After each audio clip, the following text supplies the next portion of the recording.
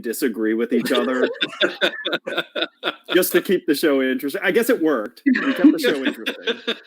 It definitely does. I think when I called Laura, I was like, "Yeah, I'd really like to go on there, but if you could just keep me on the right side of Ed, that'd be fantastic."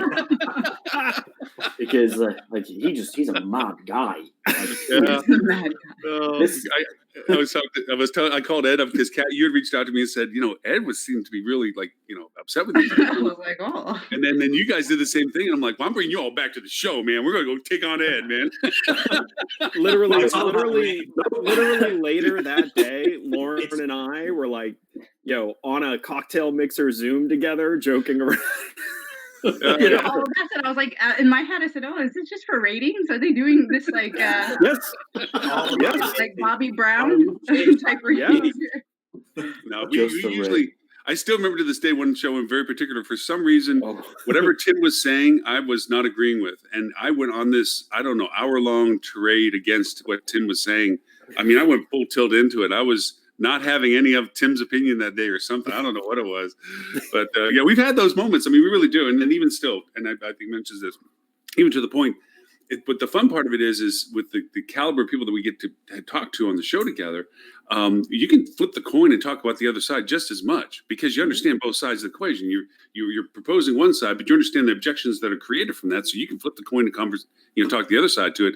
Ed loves doing that, so he may agree with you, but he's going to punch at you as well. I do work for Flip 2. I was going to say the clues in the name. All right, if I'm not flipping constantly, then I'm not correctly representing my brand.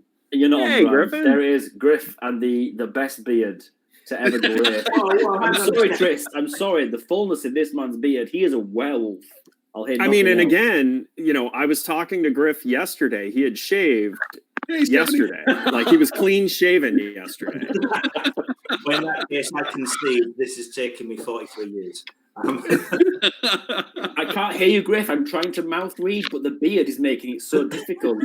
I can't work out what you're saying. No, you got no audio going. Don't shave, Griff. No. Griff is like that Play-Doh character. He can just will his beard to grow. Just squeeze his body. And he's like, may I introduce Miss Stephanie Smith, founder and what are you, the Maven? Oh, what is you give yourself a really cool title too. Digital matriarch. Digital matriarch. That's what it is. But if it comes to brand, she'll kick your ass because she knows everything about brand. No, if it isn't Ed, it's going to be Stephanie. Ed, my ass is up. Okay, that should be better. Hey, there we go. Yeah, this is what I call my 7 a.m. shadow. So there we go. Had to get the joke out, but hey. Fun fact: Griff actually sounds better on microphone because of the filter effect that his beard causes. Oh my gosh. Oh, we already just started about beards. Oh, good gosh. Well, since we have Ben and Tristan, the rule of the show is they get the first 30 minutes. Only 30 minutes. We were promised 60. You get the first 30 minutes without us telling you're wrong, and then the next 30 minutes we will break down point by point how you were wrong. How wrong you were. Hey, Griffin, were you able to get the other link that I sent you this morning? Yep. Yeah, I think Tom's not going to be able to make it this morning now. Okay. I appreciate you sending that on. Sorry about that. Lauren thought Mr. Dibbles was your cat. Which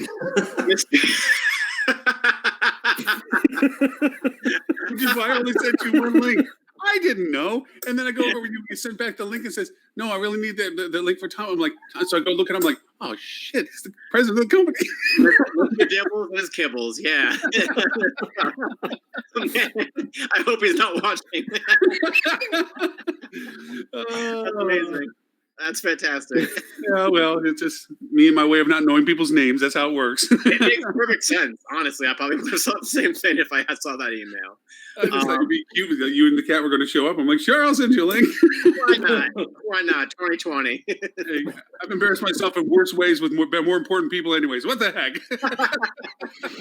like the first 3 times Kat was on the show and you were trying to say her name. I refuse to try to say her name because I can never say it right. It's just forever Kat. I'm still waiting on my plaque also reflecting Yeah, I spelled it wrong. I made her plaque, and I spelled it wrong. Oh yeah, when I go for it, I go for the full 1,000 points. I don't. Right? Honor you and make you feel bad all in one shot. And just for the record, Tristan, Ben, so you know, after a year of Kat being on the show with us, This I story tried to keeps say her full changing. name, and she corrected me after a whole year later. I mean, I think there's some mutual responsibility there. She should have There's no taken mutual responsibility. for all of that. That's Lauren, I love how you keep saying it's Kat that I didn't correct. If KET was the struggle, we have a much bigger issue at hand here. Yeah, it was that Lauren refused to call her Kat. He wanted to continue to butcher her name. Yeah, I tried to say what I thought it was supposed to be, and it isn't and wasn't. So- and never had been. Do we get like a pronunciation guide, or do we just have to take a stab at it and make an idiot of ourselves? No, it's Katija.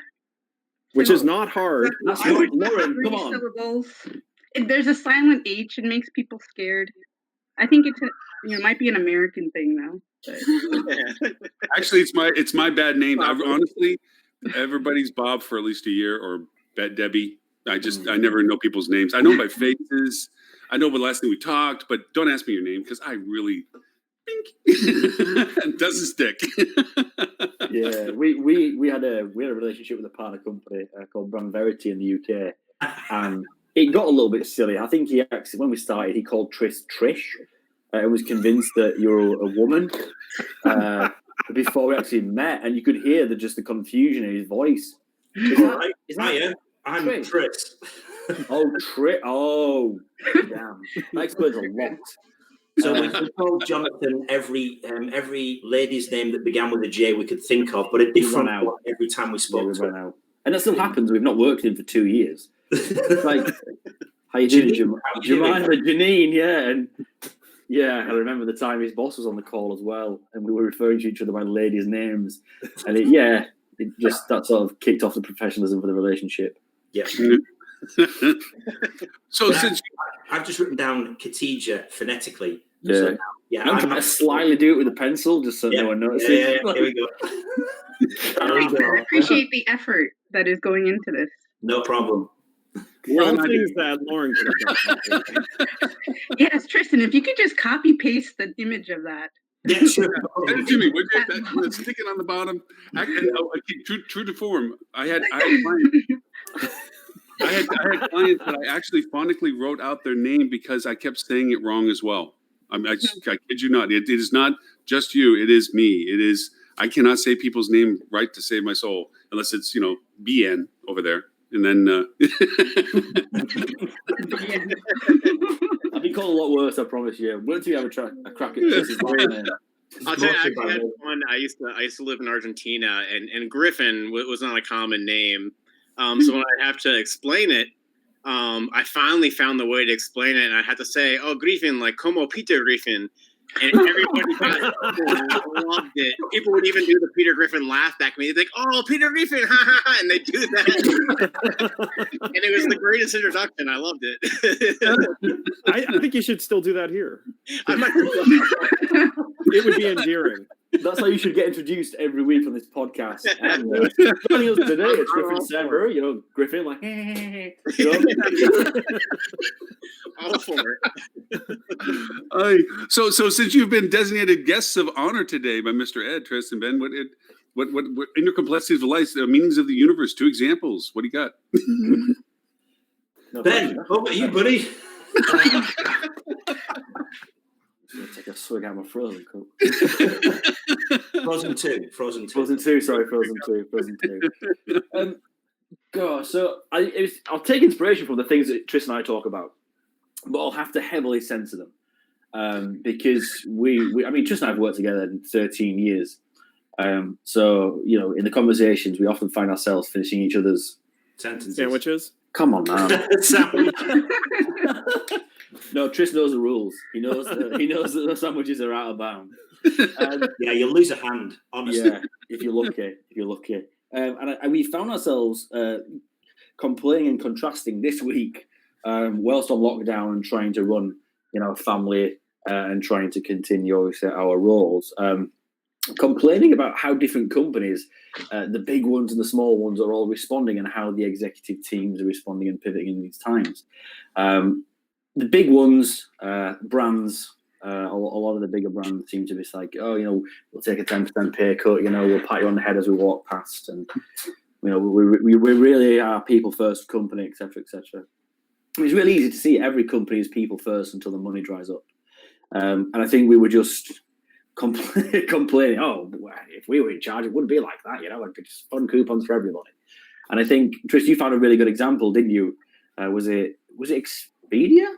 The Expedia, or the LG one, or the Expedia one? No, the guys who are taking the pay cut are like, yes, we will take 10%. Oh yeah, Expedia. Kneel at the altar. Yeah, Expedia. Obviously, they've just refinanced. They've got money with B's at the beginning of it. It's huge amounts of debt. There's something like 10 billion, huge eye-watering sums of money. They're saying that they're taking their spend down from what was $1 billion a month down to probably somewhere only at the lowly figure of 256 a month. I mean, who can keep the lights on for that a month? But don't worry, never fear. The executives are taking a 25% pay cut whilst they're furloughing all of their team. It's heartwarming. It really is. Well, the Vatican are calling out for night for sale for them all.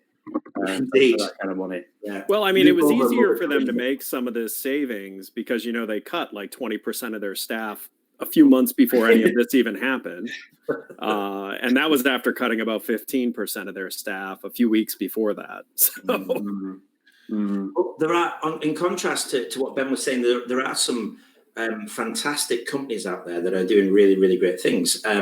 So I saw on LinkedIn, it was just a chap in the local area here in the UK. He was ringing up about his washing machine. He rang up the company that did it, LG, and his washing machine went out of warranty by about 6 weeks. So he'd had it for 2 years and 6 weeks. He rings him up, out of warranty. He's wanting to get a repair person to come out. Obviously, lockdown, you can't get anybody to come in. You have to go through the official channels. And the person online said, "Oh, you're not going to get anything for weeks and weeks," until they turned around and said, "Well, my wife is a nurse on the COVID ward." They said, "Hang on, bear with me 1 second." Paused. 10 seconds later, come on, somebody will be there today, and it's going to cost you nothing. Wow. And LG haven't advertised this. They've not said it. They're not pushing this out as a big one. This guy goes straight onto LinkedIn, starts putting it everywhere, saying he was flawed, absolutely flabbergasted.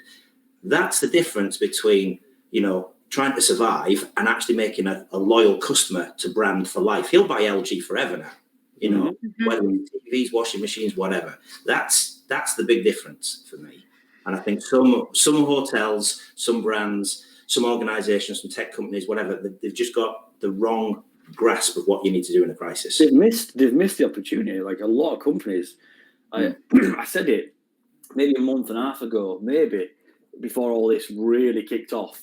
How you treat your colleagues, clients, and customers in this crisis is going to be remembered long after the word coronavirus has been forgotten. Mm-hmm.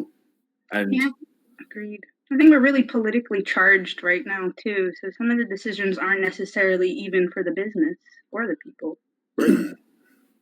Yeah, I mean, I'll give you a perfect example. So, like any other vendor in this space, pretty much every single one of our partners has asked for a billing break for the next couple of months. Like most small businesses, we didn't get into the first tranche of the payment protection program. So we just started asking our vendors, can we defer payment until we get this, shored up, things like that. And so our three biggest expenses are Salesforce, Google, and then our rent, behind payroll. Those are the three biggest things. And going into it, I said to Brian and Gil, my partners, I said, I doubt Salesforce or Google are going to do anything, but our landlord will probably work with us. Both Salesforce and Google, right on top of it. Credits, don't worry about it. You're good. Our landlord, now we wrote a very nice letter saying, hey, is there anything we can do to defer while we're waiting for this? They responded with a legal letter that had resources for us. By the way, the top resources were unemployment resources. So, what kind of message is that sending? Lay off your people and you'll be fine. It was disgusting. So, I mean, at this point, I don't care what happens. We're not renewing our lease. We'll be moving. and it's off of principle. You know, and by the way, like we wrote like hope your team's doing good, you know, all this stuff. Sure. There was none of that in the response. It's not like hope you're doing okay. It's just here's a letter from our lawyer that we're sending to all tenants. Just cool. Yeah. Our invoice will be with you at the end of the month. Thanks. Yes. Yeah. No, it is amazing, and you have to echo that a little bit. We're in a small little off building. We only have 5 units in ours, and while we're waiting to see whether we're going to get any loan money or anything, which of course we didn't, depending upon when you paid your rent as to what you could apply for to have the loan canceled based on what you're spending it for. And we asked the landlord, who small business owner, I mean, he owns this building, you know, can you just hold our check until we figure out whether we get this money or nothing like that? No problem. Absolutely not. Yeah, and then when we didn't get the first round, you know, we said, well, you know, if you have to cash, you go ahead. You know, May's coming up, and again, also and so forth. We're going to be asking these things. He says, "Oh, both of them. Don't worry about it. Let's see how this." And this is, you know, again, people that have less. I'm not saying he's not wealthy or anything. I mean, he owns a building, for God's sakes, you know. Yep. But compared to what you're talking about, that building you're in is a big, huge building. I mean, they could easily be doing things like that. And then you see stories like that around the world where landlords of big apartment buildings canceling people. That gets remembered by, I mean, not just people there, but by the people that they deal business with for the rest of their lives. You know, compared to people that, you know, no, we want our money, and if not, we're going to sue you for it or whatever. Okay. Yeah. Yeah, it's amazing, and people will remember this. People will remember how you treated them. People will remember who was there for them when they needed something. And listen, now is not the time. Like, now's the time to be human and understand. Like, listen, I'm not even overly mad that if that's what they had to do, like, soften the messaging. You know, soften the messaging of, hey, we're really sorry, but we're in a position where if, like, we need to pay our debt. Our debt's not being delayed. We hope you understand. I wouldn't be mad. Right. But instead, you know, it being zero concern for us, and here's a letter from our lawyer, and the first like 3 lines in there, we put together a list of things you can do. The first 3 lines were about unemployment, which literally is saying lay off your team. You know, Sorry, go on. It was just disgusting. Like it boiled my blood because I was like, oh, you know, and especially as someone who has I've spent the last month personally sitting on as many customer calls as I can fit into a day. Some days I'm doing 12 or 13 of these customer calls. So our customers know we're here to help you.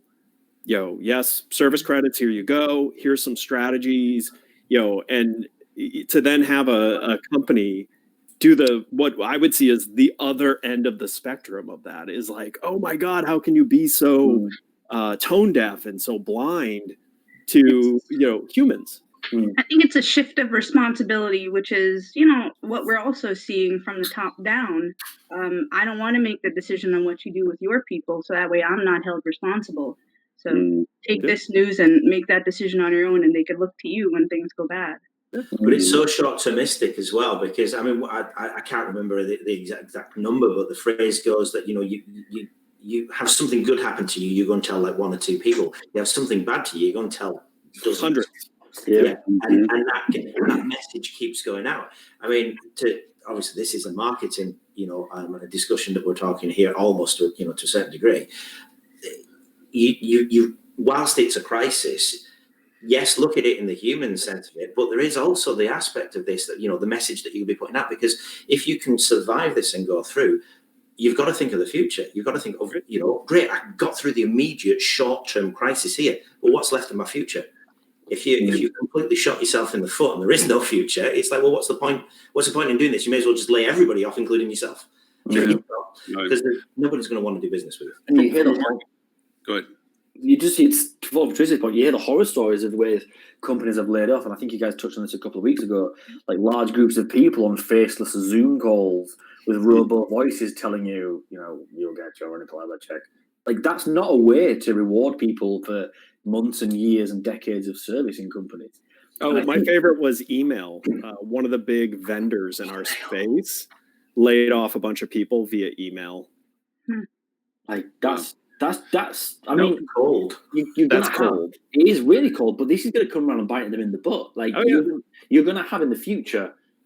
if you're applying for jobs, or if you're going to applying to work with a company, or you're going to maybe even look at taking on a new client, one of the questions I'll be asking them is, how did you treat your staff? If I'm applying for a job with you, how did you treat your staff when the chips were down? You know, I've read all your fancy culture documentation. It's all very wonderful, heartwarming, brings tears to my eyes.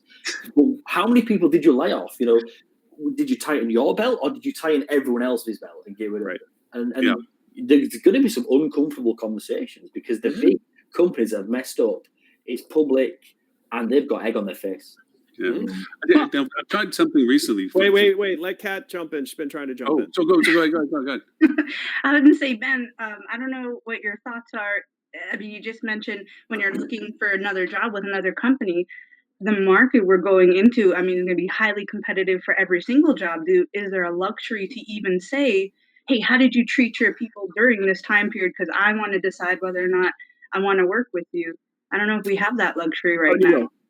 You will, because there are going to be a lot of people who leave the industry because of this situation.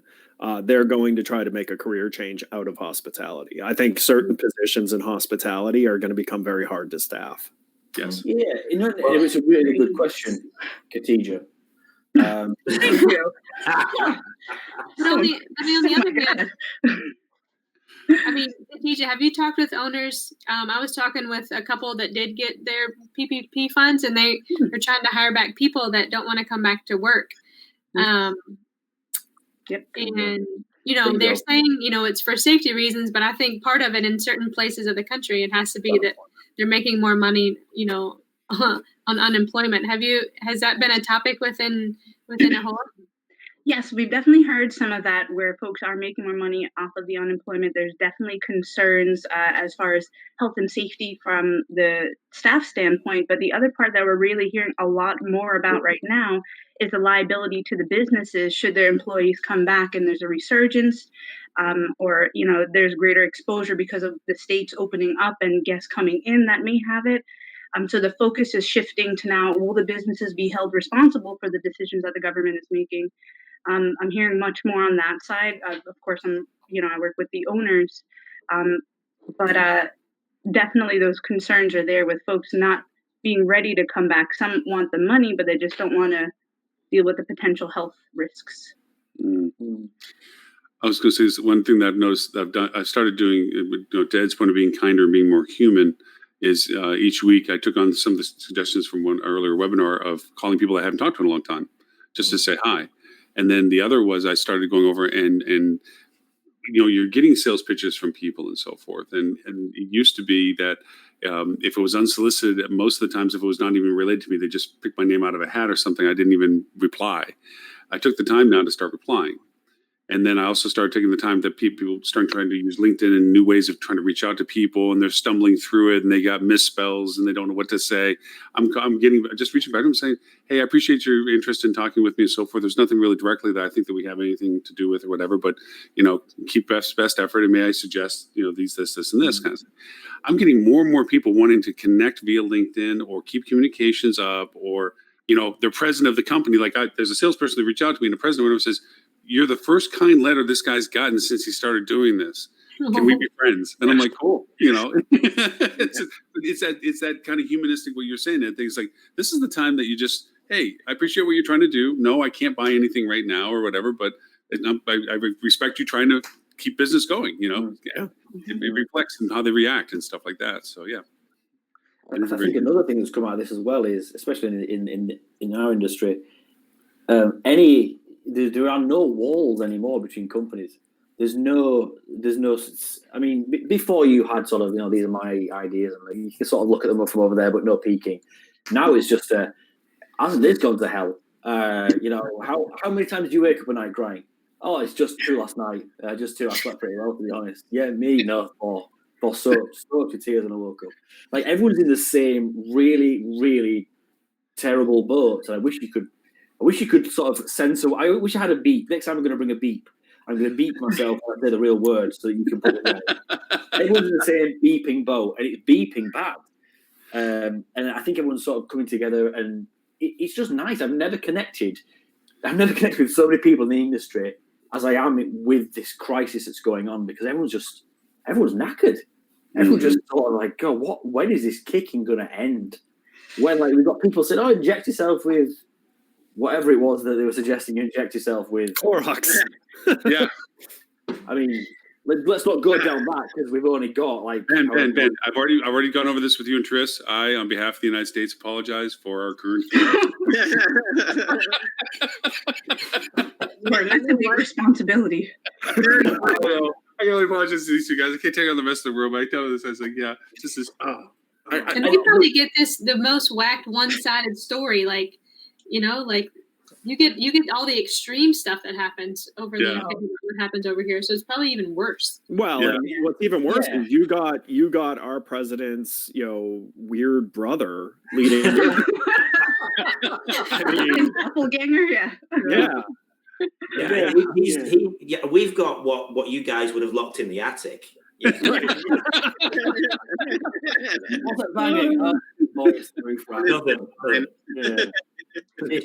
Boris, you're up.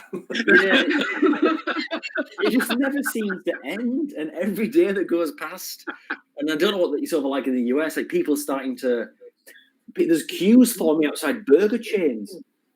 Like, it's a nice burger, guys. I get that. I'm a fan of Five Guys like everyone else. But I don't want it with a sprinkling of COVID, and you just don't know. Like, it's not that good. And I saw, it was a great thing on some social media that my wife was telling me about. It was a Neil Charles Darwin. They said, feel like going outside? Natural selection, sure, go ahead. Shake everyone's hand, you'll be fine. Let's see how that works. Yeah, and it just in our industry, it's just one thing after another. And the optimism that was, it's going to be a V curve bounce back became it's going to be a U, like a gradual U. And then it's like, it's just somebody writing W's. Just a line of W's with a Q every now and again, just to spice things up. I know from when I first started trying to put all this together, I mean, Kat, when we first started doing the first webinars and the first week of this happened back in March, even in one day, we changed from what we were talking about one day to then segmenting the conversation to those that were still employed, just lost their jobs, or were uncertain about their jobs. And then it fractioned even farther. Well, now on the rebound side, as people start trying to think about what they're going to do in preparation for this, that conversation keeps fragmenting as well. At first, it was like, this is what we as an industry are going to do. Now it's more like, no, from a regional perspective, we have to look at what's going to roll in first, what it's not going to roll in first, and then what happens when it comes back, and what areas and what feeder markets do you not choose. So now I'm fractioning all the variations of, well, this is going to be our launch based on the feeder markets that are less impacted. And then start doing math that way. It's like, well, how much are we going to be spending in certain markets if we don't have other markets that we can rely upon, because they're still at a point where they're not going to be able to be engaged. I don't want people from XYZ region, because at that time there might still be a quote hotspot, which is a weird word to use these days, But isn't this the point where somebody needs to disagree? So maybe I should just disagree with that. I think you should inject. I'm going to disagree, Lauren, there, because I just think people in America be crazy and are wanting to get to hotels as quick as possible. So everything's going to be fine. You guys on one of the beaches in Florida, and you were just, it was like a swarm of just angry Americans. Americans. What's with belly button Jello shots? Whoa. Whoa. Did you guys just get Fox over there? I'm just curious. What exactly is the exposure we're doing? We get them, and I appreciate we've not really touched on hospitality at the moment, but we just get the bad news. We don't get the bad news. That lasts forever, as we stated, right? Earlier in the show. Our news is really great because it's all like UK, England, a little bit of Brexit. That's dying off a little bit now, thank God. And then all of a sudden it'd be, and in other news, this is what Trump's done now. Yeah, every day at 5 p.m. we have like the UK government gives all this today that's what we're doing about coronavirus, and then it follows up with some, and then lighter news. This guy over here, he tried to eat a puppy. It's not the wall. Yeah, don't worry. That's old news, guys. Old news. So, have you heard anything about Georgia and our reopening? Because let me tell you, I'm based out of Atlanta, Georgia, and there's so many jokes internally just within the state and then outside of the state with the very poor decision making that went on from our governor. So is it on a state by state basis, or is it done federally? So the state done federally. should be done. It could be can't. done No, it federally. can't. It's actually against the way we're structured as a nation. Exactly. You would actually have to, the federal government would have to declare martial law, bring in the military, and strip the states from their ability to make decisions, which would cause a war.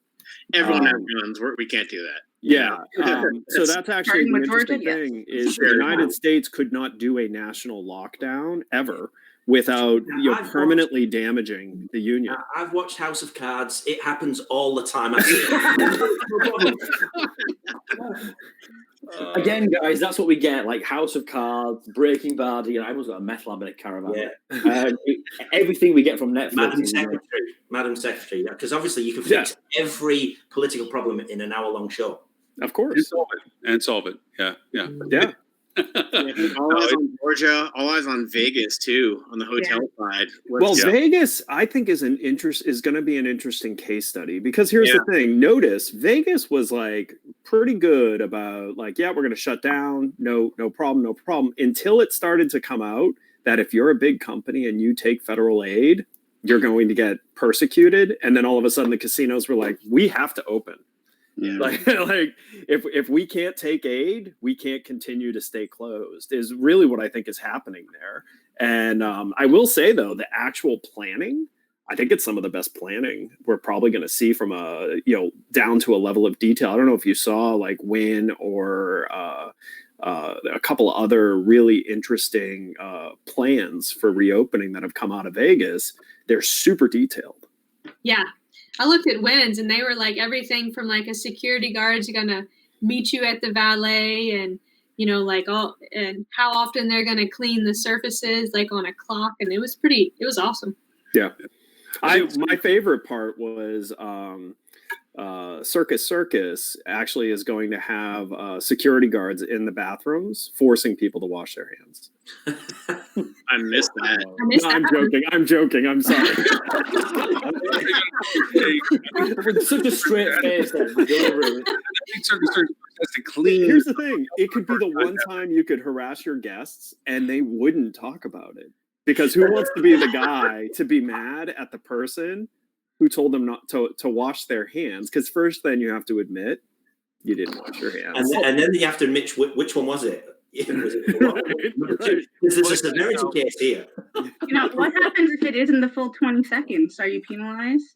Yeah, did you sing the full Happy Birthday song twice? Right. I believe you're missing one verse. I believe they're going to shoot you with a beanbag. It's non-lethal. Right. But it does bring up a couple of two conversations. I've seen in some like long length articles of things of the valuation of currency, whether that has to be realigned, because if restaurants have to minimize their ability to feed people internally and to feed people with the current structure they have and the cost that they have, either the value of currency has to go down, or the cost of things have to go down for it to take effect, or you're dealing with loss of privacy and security issues, because you're going to have to surrender who you are more generally for things so that you can be identified accurately as to whether or not what part you play. Are you able to travel or not able to travel? Do you have it, don't have it? These kind of, and then getting into hotel rooms, I think technologies as to the keyless entry system is totally amped up now. So too is recognition without having to engage with somebody.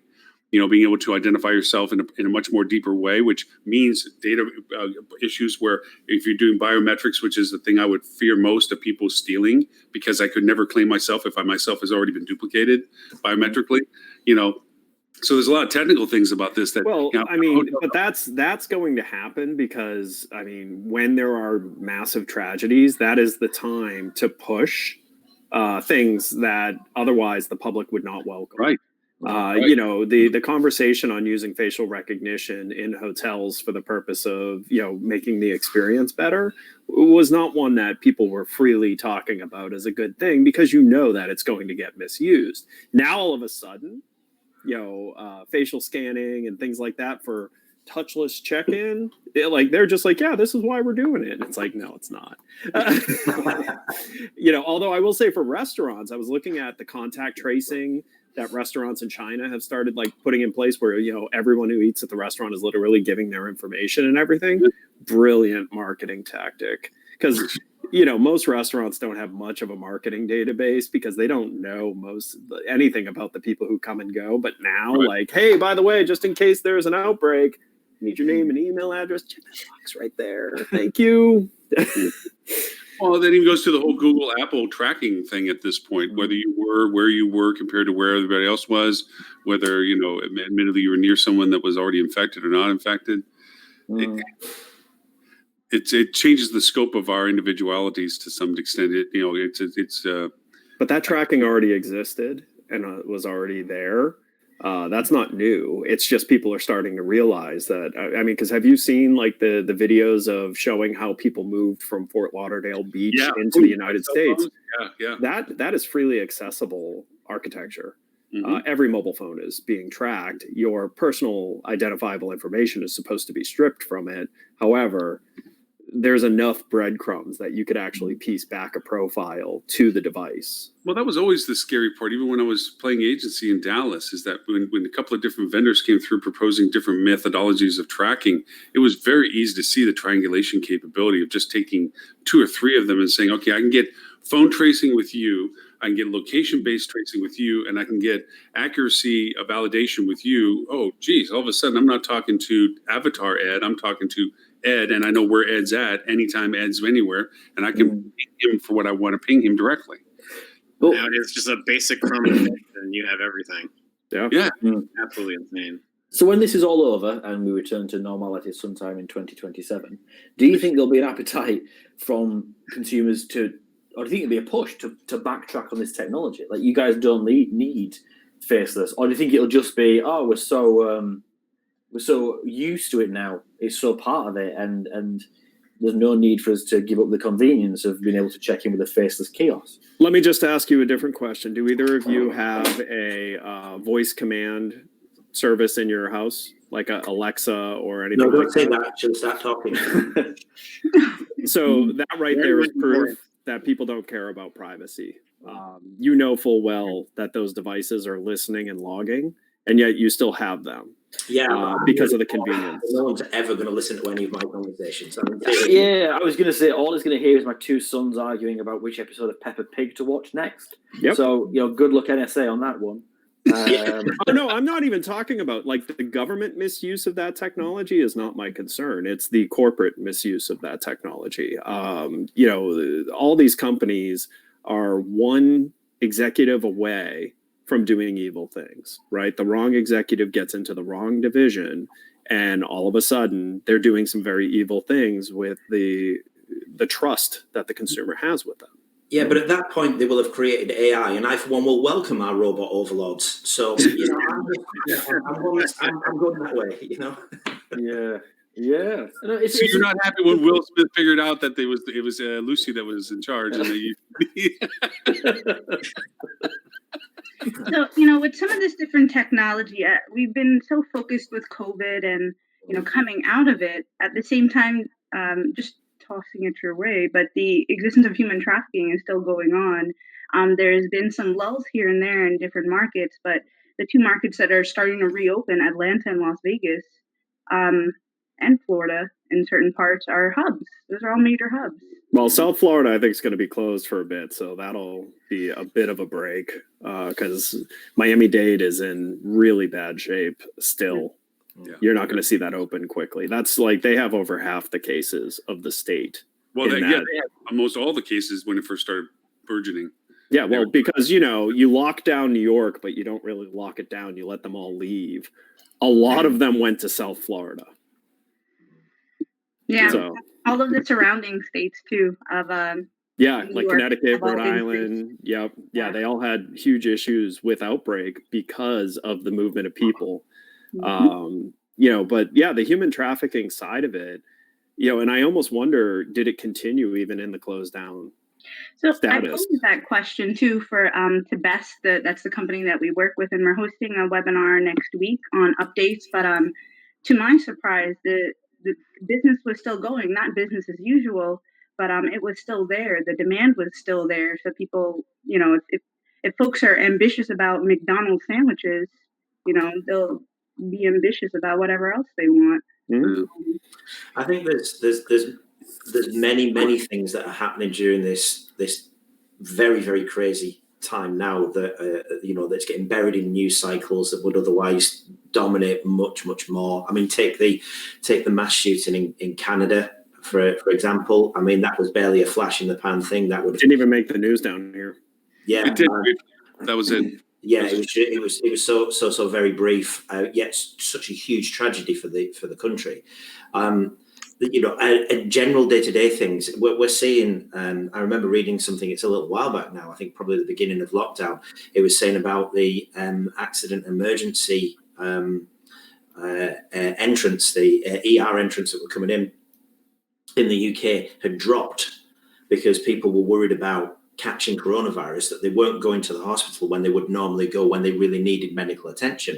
And because of that, we're seeing huge tragedies of loss of life or serious illnesses that could have been caught that would then lead to much worse situations because people were worried about the coronavirus. It's almost, and some of that news I think is being withheld on purpose and not for an evil purpose. It's to stop people from doing the wrong thing with that statement. So I feel like the governments have had to walk a fine line on, instilling the right amount of fear without overstoking it, instilling the right amount of hope without over pushing that. If you really think about from a communication standpoint, what all governments have had to do, what line they've had to walk, because in general, the mass of humanity makes poor decisions, makes very poor decisions. And so, when you think about that, like someone somewhere is thinking through like, okay, what stats do we try not to bring up? Well, let's try not to bring up, the stats of how many people are dying because they're not getting medical treatment for unrelated issues, and why? Because we want as many people staying away, from the hospital as possible because, hospitals spread disease. I mean, it's a known thing. It's actually the opposite in the UK. That's how I came across the message. It was on the BBC News website. They were actually, medical practitioners were saying, if you have a medical emergency, please do come in, because they're actually seeing a 25% dip in, ER cases coming in the UK. So they're saying that we have capacity, come in, and we've got all of these other wards that are specifically for coronavirus. You'll go one way, they'll go another, and never the two shall meet, hopefully. I wonder what's more pressing in the US, though. Is it the fear of getting coronavirus by going to the hospital, or is it the fear of being a lifetime in debt for not having insurance, too? Yeah, the fear of coronavirus or No combo. Yeah. Well, currently, what is it, between approximately, in New York alone, it was 200 people a day are dying at home. That is not going into the coronavirus numbers. It's not. And that number was, maybe 2 weeks ago. So I'm sure it's escalated since then. But under the same premise that folks don't want to go into the ER and get sick. And I mean, our doctors are saying, hey, if you don't have extreme symptoms, one, we're not even going to test you. But two, just stay home for 2 weeks and see how it goes. It's increasing that number of folks who may just die at home. And if they don't get to test them, it doesn't count as a COVID death. Right. Yeah. Right. Now, the other side of this is a great time to release any bad news that you have to release as a business. Like, no one talked at all about Marriott's latest credit card breach. Like that they disclosed it and there wasn't a peep. Like, there wasn't a peep. No one cared. So if you're a company that, has been holding back some issues, like, now's the time. Like, you get a free pass right now. Ed, it sounds like you're trying to invest something here, Ed. If you want to get something off your chest, buddy, we're all ears. No problem. Well, it has to do with Lauren. There was some breach with the PPP applications too.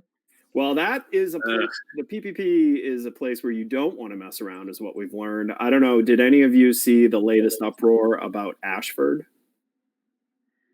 No. So it turns out, like, from what I can see, and going to use the word allegedly because I've not been able to see a lot of news on it, but it turns out Ashford somehow ended up with the largest amount of PPP. It's like 50 million or something, right? Yeah, over 50 million. Yeah. And so they're being crucified on the internet because they also furloughed 95% of their workers. Whoa. And so, Ashford's a massive publicly traded REIT with billions of assets. Yeah. And they tend to own very expensive assets like Ritz-Carlton's and, really high-end assets. Now, listen, I don't think anyone could have seen that the public outcry was going to be what it was. I also don't think anyone thought our government was going to goof around with replenishing this fund, because if the fund didn't run out, I don't think any of these companies would be getting their butts kicked. I think it would be, hey, it's not really right. You need to pay it back. We're not going to forgive as much for you, and no harm, no foul. But the bottom line is the majority of actual small businesses got left in the cold because you had massive publicly traded entities that have access to capital. They can go raise debt easily, where most small businesses can't even get a line of credit right now. So that uproar, I think you need to avoid as a company because you're being seen as someone who took a place in line of someone who actually needed it. So I wouldn't put that bad news out. If you're a big company that took a big PPP and you probably shouldn't have, you should quietly pay it back. But I think the difference, it won't hurt Ashford as bad as like some of the restaurant groups, because Ashford to the normal, like, to like the normal person, they're like, what is Ashford? They don't, they recognize Marriott and Hilton or Ritz, but they're not going to be like, oh, I'm going to abstain going from XYZ restaurant chain because they can't even they don't even understand what the Ashford type entity is. And it says 53 million. 53 million on something that was supposed to have a 10 million cap. Oh, when you have enough LLCs, it's just like shuffling a deck. Yeah, but in the questionnaire for the PPP, it asks who owns you and what the related business entities of that ownership exist. So sure, you disclose that. The question is did you disclose everything? And that's the other thing. If you took a PPP and you weren't affected by this, understand part of the application process was you attesting that you had substantial damage to your business as part of what's going on with COVID-19. If you didn't, you've committed a federal crime. It's fraud, and it's federal fraud. And there are now politicians, believe it or not, in the state of Florida, who would have thought, that are actually already trying to prepare task force to go and review after the fact everyone who took a PPP. Well, something I didn't realize until the other day is there was a sliding scale for how much the banks made based on the size of the loan. So banks were encouraged to give larger loans because they made a larger percentage, which didn't help any of the little guys at all. And I don't think I had that understanding until recently. Yeah, it wasn't just fun. So just in case there's anyone on the call who doesn't understand the intricacies of the PPP facility over in the US, I mean, obviously there's some listeners who are going to be in that bucket. What is it? So it was a program as part of a wide sweeping attempt for the government to shore up our economy. And they created these buckets of attempts to keep people paid. One was shoring up unemployment by adding above and beyond what the state's unemployment insurance covers for someone when they lose their job. It adds another $600 to that kitty a week. And so that's the, get it out to the people. That's why you heard us talking about employees not wanting to come back.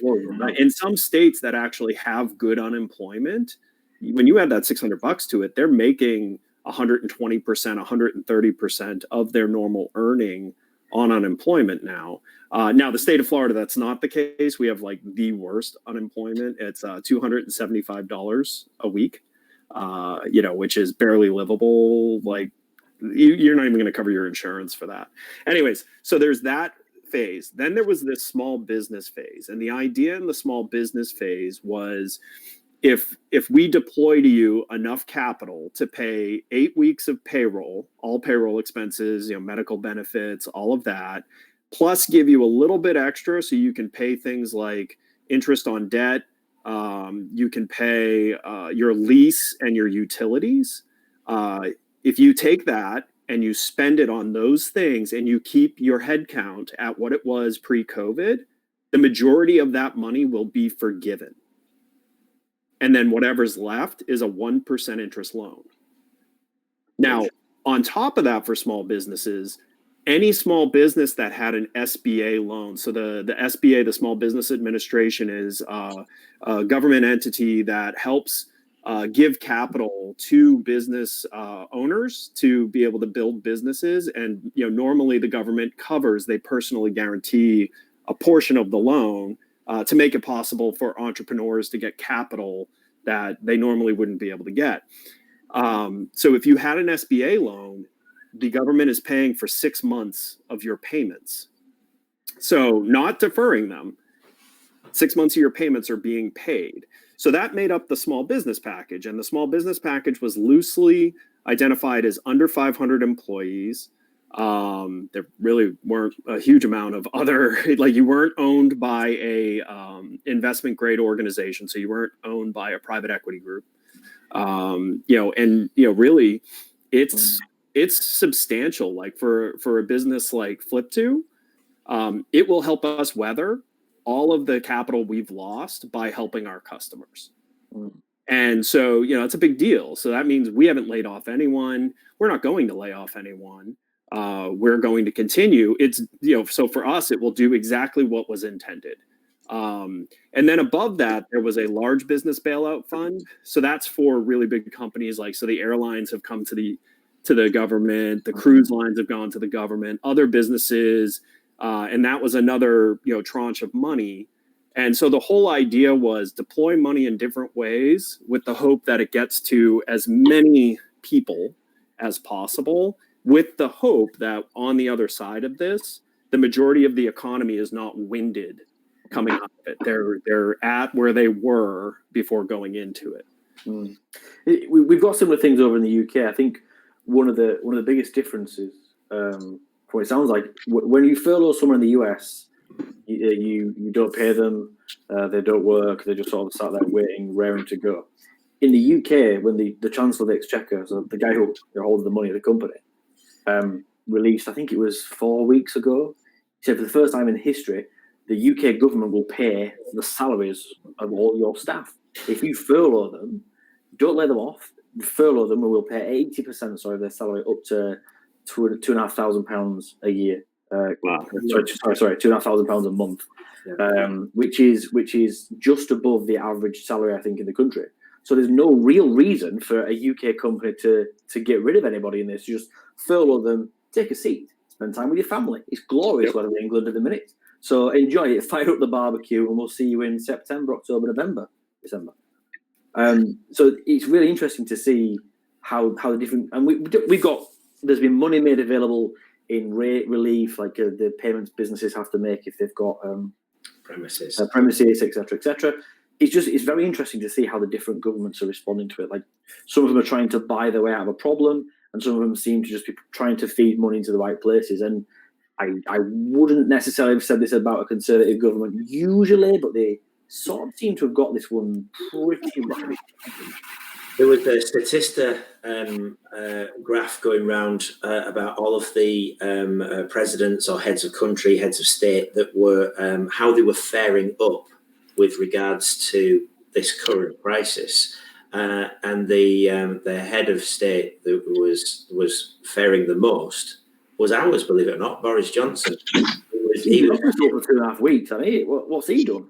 But you just stole my thunder. Sorry, man. That's why he's faring so well. He was so poorly thought of that even the slightest change makes him look brilliant. And the fact that he hasn't spoken to the country for 3.5 weeks, he can't really mess it up. So, it's. So, and I'm curious, does the UK have like a traditional unemployment program outside of what's happening right now? Yes, but it's nowhere near. It probably makes Florida look like Scrooge McDuck. Like it is absolutely, it's pennies. It really is not something to live on. What's the Do companies pay into this unemployment fund? No, your source of through national insurance. Yeah. So our healthcare and our healthcare and employment is funded by national insurance contributions made by companies and by employees. So yes, everybody pays a little bit in, and the people that need to be supported by the system get it, but not in like great, huge, swathing chunks of revenue. No, it's not supported like that. And obviously, we don't have the state by state issues. We just have England broadly separated into north and south. If Stuart was on the call, I'd read him about that. absolutely. Yeah. Oh, by the way, there is a rule about our show that we never really shared with you. Another one. That's a surprise. Go on. What's this one? If nobody makes the show that normally makes the show, it's open season to pick on them. So, Okay. Well, all right. Yeah, you see, at first I thought for sure you were both from New Zealand.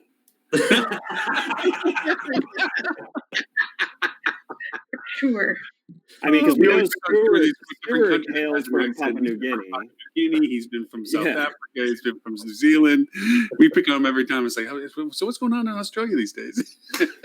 He rolls with it. I still don't get his accent. I don't understand how he speaks. He's a mishmash of all these different things, and sometimes he'll sound like Crocodile Dundee, and then he'll sound like just like a regular American. And Well, because call he this is in, Hellfire. he's call in this South Hellfire. Carolina and has been in South Carolina for quite some time. So I mean, it's is that the bound. New Zealand of the States? Like, what is that? It is. I mean, so the southern accent is very deep in most of Georgia, most of South Carolina, but then not in spots. Well, you don't hear it as much in Atlanta. I don't. Like when I'm in Atlanta, I think there's so many people who aren't from Atlanta. And then Florida is one of the most backward states that culture-wise, it's the only state that the further south you get into the state, the further north the population is similar to. Whereas the very north part of our state is the deep south. Egypt is like that. Makes perfect sense. Yeah. The more north you south you go, the south more north you go. Got it. Yeah. Perfect sense. Clear. I accidentally went to Florida for a conference or like a sort of event we were putting on with a management group at spring break. Accidentally, so that was my first view of Florida was spring break, and I remember going out, like taking out for some drinks after the event, and there was, I could best describe it as children trying to get served at bars.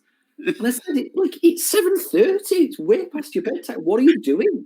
You're not going to get a martini. Get home. Do your mum and dad know where you are? I said, this is it for spring break. It's part of the course. So you must have been in the Panhandle then. I wouldn't know. I couldn't remember where we were. Somewhere down Miami somewhere. Oh, okay. The South Beach and stuff still, yeah. Yeah, no, that was our shining moment again, as always, is everyone piling onto the beach, and then when they're told the beaches were closed, they piled on the boats and went to the beaches that you can only get to on boats. Same here. This is innovation and ingenuity. Yeah. Not me. How to go around the rules. Hey, there was one article I wanted to throw in that Robert did share with us that I know you guys didn't get a chance to see, so I'm going to throw up the link for it. It's talking about mini bars and the change of what we're going to be doing in the hotels themselves. So Hey, I'm actually gonna. Oh yeah, are you jumping off? Anything? I have to jump too. You beat me to it. Yeah, I'm on kid duty coming up, so I'm gonna go. Good luck. Play some Legos probably, but I did want to share. There's a Live Long Lodging's putting together a hospitality conference next week. Yes, So- for $5, which was a great price, I thought. Yeah, For the amount of $5. people that are on it. Yeah. it's a half day. It's got 60 different speakers / panelists. They're shoving a lot into a half day, so I'll drop a link in the chat. But it might be something. Ed's doing the same thing. I gotta do split screens for about an hour because Ed's doing his HSMI Central Florida presentation Oh no! today. Lily brought that up. She brought that up. She's like, yeah, we're going on at the same time, and I'm like, we need to coordinate. so- And like Gressa Chapman, Mike Metzger, right? Like the whole crew. Is that the one? Well, that's just our panel. So Oh wow, okay. Mike and Andressa and Susan Berry, we're all on the same panel. Awesome. But that's only part of the lineup. So, they have all different types of, I'm really excited to see they have a panel about what's going to happen with the students that are in university right now that are getting ready to graduate. So they're bringing in some, I think, students and professors. And so I think that's going to be a unique one on there as well. So very cool. And Kat, I'll see you in about an hour and a half, I guess-ish. We're going to do a test run on some other stuff. So we'll have, so I'll catch you for that. And any webinars you guys have coming up? Actually, the one that we're working on, I'll announce because it's the first AHOA webinar I'm actually moderating the panel on, which is why I was like, let's do this as big as possible. But we're having Cecil Chip Rogers, the president and CEO of HNLA. Actually, I just got a note from Vijay Patak. He's the president of the Witness Group. He's unable to make it, unfortunately. But we do have Mehul Patel confirmed, CEO and chairman of Newcrest Image. But we're doing a panel on what hoteliers are talking about right now as they transition into recovery, how they can prepare themselves, what's going on from the legislation side of things. So I'm sure it'll be a really interesting panel, and we'll get a lot of audience questions. But that is a big one for next week, Thursday, 1:30 to 2:30 Eastern Standard. Thursday's going to be a busy day. Thursday's going to be a busy That's what I was thinking when you guys were mentioning. I was like, because nobody will be attending each other's. Well, I know I'm not going to do any webinars on Wednesday other than watching them. There. We need attending numbers. Yeah, Will these all be recorded too? Mm-hmm. Yeah. Absolutely. Well, when you share the link up, I'll make sure I push it around on the other platforms as well, too. And of course, Ben and I might have quite a bit of time, so Ben, you can go to one and I'll go to the other. Hey, Definitely. Tristan and Ben, AHOA just created our 72nd COVID-19 webinar. So if you have this handy time, I'm in our resources here. Yeah, well, open to joining and getting involved and getting some interesting conversations. Who knows? We might even start arguing. I hope you do. It makes things more interesting. No, you don't, Ed. Sorry. I'll work on that. That wasn't natural. Yeah, timing's up a little bit there, but Steph, before you run, Cogwheel Marketing, people to find you where? Yeah, follow me on LinkedIn, Stephanie Smith. Wow, I almost said my maiden name. I've been married for a long time. Or you can find me at Cogwheel Marketing. That's lockdown for you. Come on, we're going back. Don't worry, it's fine. Thanks, guys. We'll talk to you later. Thanks, Stephanie. Bye, Steph. And Kat, where to find you and AHOA? What's going on with that to find things on AHOA? So in that chat, I posted the AHOA COVID-19 resource page, so folks can check that out. It has our 72 webinars, as mentioned, along with a whole bunch of other resources. We have a page. AHOA works directly, or we have a DC office that works with folks on the Hill, so we get a lot of great legislative updates quickly, and we're also able to speak on or fight on the behalf of hotel owners a little bit more directly. But definitely check that out. You can find me on LinkedIn as well, Khatija Kat Mohammed. And if you want to email me and continue a conversation, you need help with anything that I can help you with, you can reach me at kat.m.speaks@gmail.com. Thanks, Kat. Have a great weekend. Great meeting you guys and seeing you guys again finally. It's been a few weeks, but yeah, enjoy the weekend and hopefully we have more uplifting news to talk about next week. That's right. That would be nice, wouldn't it? Yes. Look forward to seeing you in a little bit. Okay. So speaking of next week, I'm going to brag a bit. I sourced us a really interesting guest speaker for next week.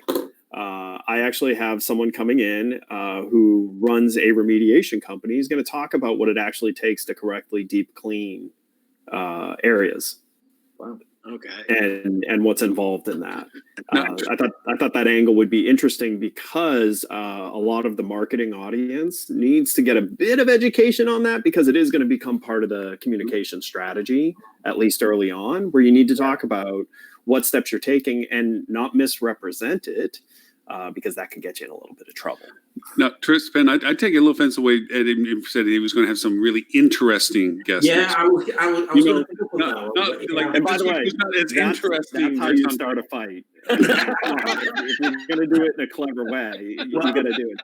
Ed, you need to come to the north of England. We'll show you how we finish one. With a beer, right? Absolutely, yeah. I'm reading this article now. Upon arrival, so 4 seasons, yada yada yada. The room is left vacant for a full 24 hours after a guest checks out. Then a deep cleaning crew comes in with hazmat suits and does a deep clean, and then the room is left empty for another 24 hours. How are the hotels going to work this from an operations perspective? That's the thing. I mean, and here's my thing. If you wanted to do something to that level, is you could have the room for the first hour, you put an ozone machine in the room, and you put a large UV light in the room. That will take care of most things in about an hour. Then you go through and do a good clean, and the room will be fine. Because ozone will kill a lot, including people. Fun fact, a lot of people don't realize that. But that a UV light would take care of most surfaces. And so, you did that. I mean, the whole keeping a room empty for 24 hours, it's overkill, and it's also misunderstanding of what it actually takes. Yeah. I was looking into the UV light stuff, just out of more of curiosity and trying to educate myself on it. I think there need to be changes made in anywhere really where there's a lot of footfall and not constant cleaning. You're going to find a lot more doors that can be opened with your foot rather than pushing them, and toilets that maybe you can flush by stamping on a lever or motion activated. People are going to be so much more aware now of what they're touching and who they're touching, and has that person wash their hands, have they sung the happy birthday song. So there's so many. It's not just the rooms that are going to have to be considered. It's the layout and the flow of guests in a hotel in this instance as well. People are going to. I mean, I'm more aware now of walking around. Even my children, don't touch that wall. Don't touch that blade of grass. Don't touch me. Stop licking things. Stare at this UV light. Yes, I'm really interested. Yeah, to know how they're going to try and implement those 24-hour, 48-hour. Because what do you do? What do you do with your rooms? What do you book it off as? No, but it's typical overkill, though, isn't it? It's the usual knee-jerk reaction. It's going to be trying to desperately get people back to stimulate room nights and getting people back. But alongside that, there's also going to be innovation. I already know there's companies out there that have been working on like a hands-free vaporized cleanser of a room. It's been designed for hospitals. It's been around for about a decade now, but it never really got picked up because there's never been the right sort of circumstances. Well, and the problem is like, one, steam alone is enough, but putting chemicals in that, it's going to cause cancer. Like, because you're talking about aerating chemicals. But I think you do have to be careful on how you use that type of vaporizer technology and make sure that the people using it are using the correct safety equipment, or there's just going to be 10 years from now class action. It's not even just that; it's about the durability of what it's being landed on too. I mean, right. Quartz doesn't do well with being put in stuff, and countertops and whatever and things like this. There's going to be a corrosion value to it and all. But there is, to his point, I think there's going to be some innovation on some things. There's also going to be a practicality that comes out of this, because there's going to be one first decision I think is going to be made is how long do we have to worry about the extremism before this gets in another year and a half or so into a vaccine form? Where it's not going to be that long. It's going to be when all the final data's in. Just around numbers to it. But at that point, then, do we go back to the way of the flu? Yes, it kills people. Yes, it's bad. But no, I wasn't really as worried about this stuff back then as I am now. And now the first swear word on the show, by the way, was Lauren. Yeah, I was reading myself, Lauren, and you're the host. Sorry, yeah, just Lauren. The girls are gone, so I just thought I'd throw it in there. Just what the hell? Oh yeah, because they strike me as delicate flowers. Delicate conversation. Yeah, they're delicate people, guys. Yeah. So there's going to be. We'll probably react to it. We'll probably have extreme reaction because there is that. Ed, I think you pointed out either last show or the week before. There is going to be the extreme people, and probably like me, that are still going to be overtly concerned about this for a long time, compared to people that are early. Like, I don't care. Let me hop in the Winnebago. Me and my guns are going to go somewhere. Something too that I think is actually a bigger problem is you're actually of all the places you go as part of a trip, the hotel is the place that you stand the least chance to actually contract it. So first of all, early studies have already started coming out that the majority of people who did contact tracing, they actually got it in a tightly enclosed space with poor air circulation. I don't know. Can you think of anything like that? Oh, airplanes. New York subway? Oh, yeah. Public transportation was a huge factor. Now think about all the most heavily hit areas on outbreak. Oh man, it happened to be Europe. In areas that had massive public transportation. It happened to be New York City, LA, all places that have massive dependency on public transportation. These are the things that as data comes out, will better understand how to effectively cut back on the chances of infection. Because they found in the contact tracing in the study I was reading about in China is that only like 2 or 3 people total could they contact trace that they actually caught it well outdoors. I think more pained about indoors. I feel more pained about the retail. I mean, hotels, at least we have a function of capability of proving cleanliness. We have the means of showing that we can. Matter of fact, most average consensus is that hotel rooms tend to be cleaner than your own bedroom because it's perpetually cleaned. Maybe, not. Anyway, retail, you go try on a piece of clothing. What happens then? Usually just got put back into circulation. Now all of a sudden, oh, crike, you just got to go off and be sanitized and everything else, blah, blah, blah. And how much inventory do you keep actually on hand now?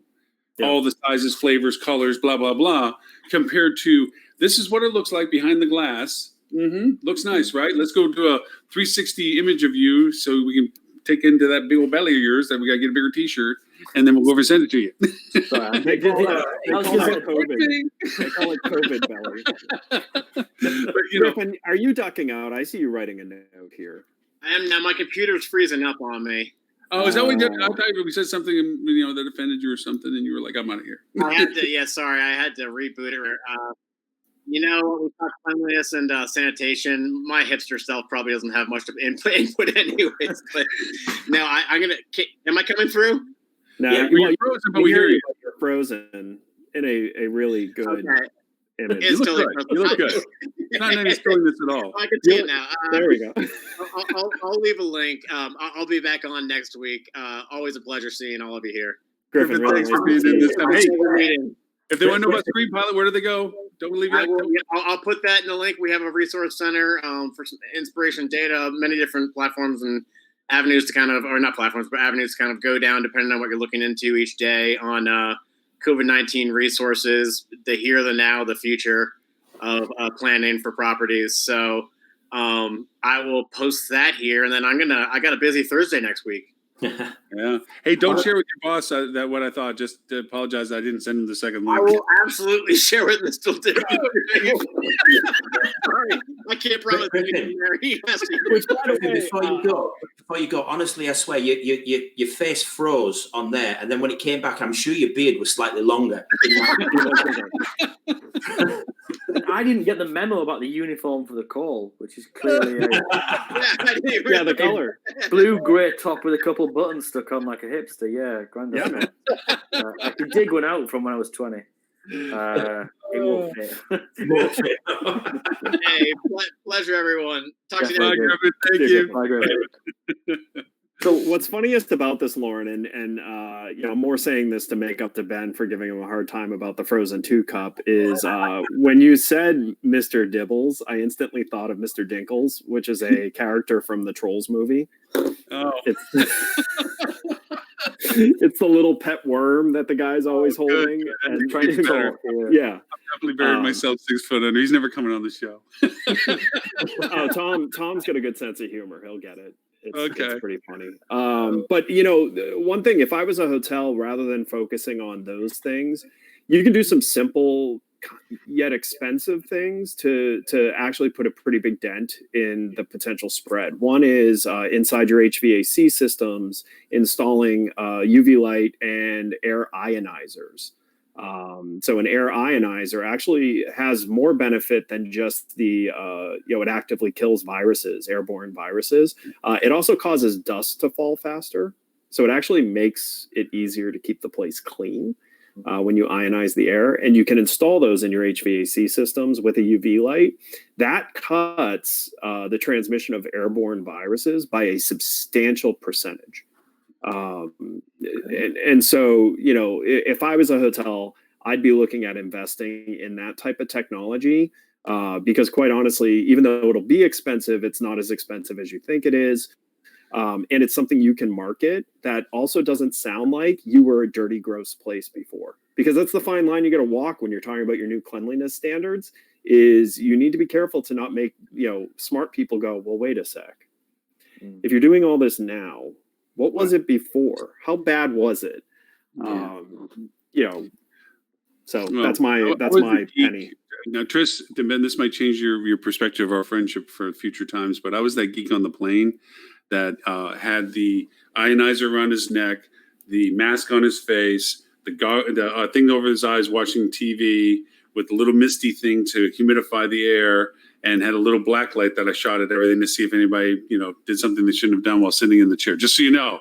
So, and yet, at the same time, just real quick, to counter that, he would then walk into the hospitality event and proceed to give everyone a hug, completely contrast going on, undoing any potential avoidance from the trip there. He wants to catch it directly. Like he wants it through skin-to-skin contact, or he doesn't. It's the only way to catch it. It's the only way to catch it. You know. Don't breathe across the room. Give me a hug, goddamn. He is the Joe Biden of hospitality. Oh no! Hey, that's God. I Just like Stuart the tall guy. So not many big guys get to go get a big old bear hug and lift off to the ground. So I figure it's my obligation to lift him up off the ground. Before you do that, I'd like to see your cleanliness certification. Have you treated yourself with a UV light? Have you ionized yourself? Have you put yourself in the ozone? The answer is yes.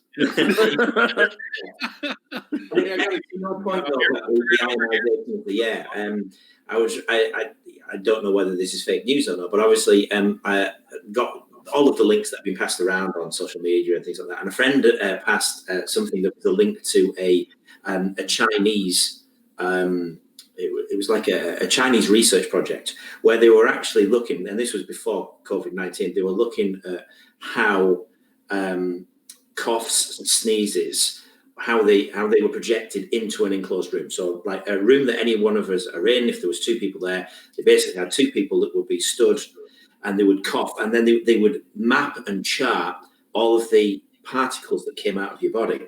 And you could see, that the big cloud as it goes out, and then the movement and the swirl of how it stayed in that room and how airborne it stayed in the room for the length of time. It was huge how long these things. It doesn't surprise me about the mass transit places. However, one of the things that they did say was even opening one window and getting movement of air and a circulation of air made a huge difference in removing airborne particles, and the percentage difference that it dropped from having an enclosed room to an open window room was huge. So even little things like going into a hotel room after the guests have stayed and opening all of the windows and leaving them. Yeah, it's going to be cold. It's going to be a cold January in New York, but I'm fairly happy that the HVAC system can kind of kick in and get it before I come and stay. But it doesn't necessarily have to be absolutely crazy hazmat ideas. Right. Make huge differences. And one other very quick final point as well. It said that article said, so long the minibar. I wonder if the minibar would actually change, and that the alcohol that they serve in the minibar will no longer be drinkable, but will actually be wipes or antibacterial alcohol. Because I imagine they'll probably sell absolute shitload of those as opposed to the overpriced Heineken that you normally get in there.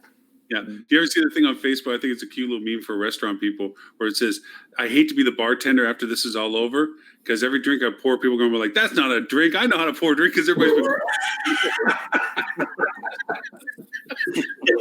5 p.m. margaritas, yeah. Right. 5 p.m. Oh, yeah, sure. 5 p.m. 5 p.m. Yeah. It's just margaritas at 5 p.m. Yeah. So, not wanting to actually talk about anything hospitality, digital marketing related here, I want just one thing that I come across, and it might be new, it might not be. For people who've been around millennia, you might have seen something like this before.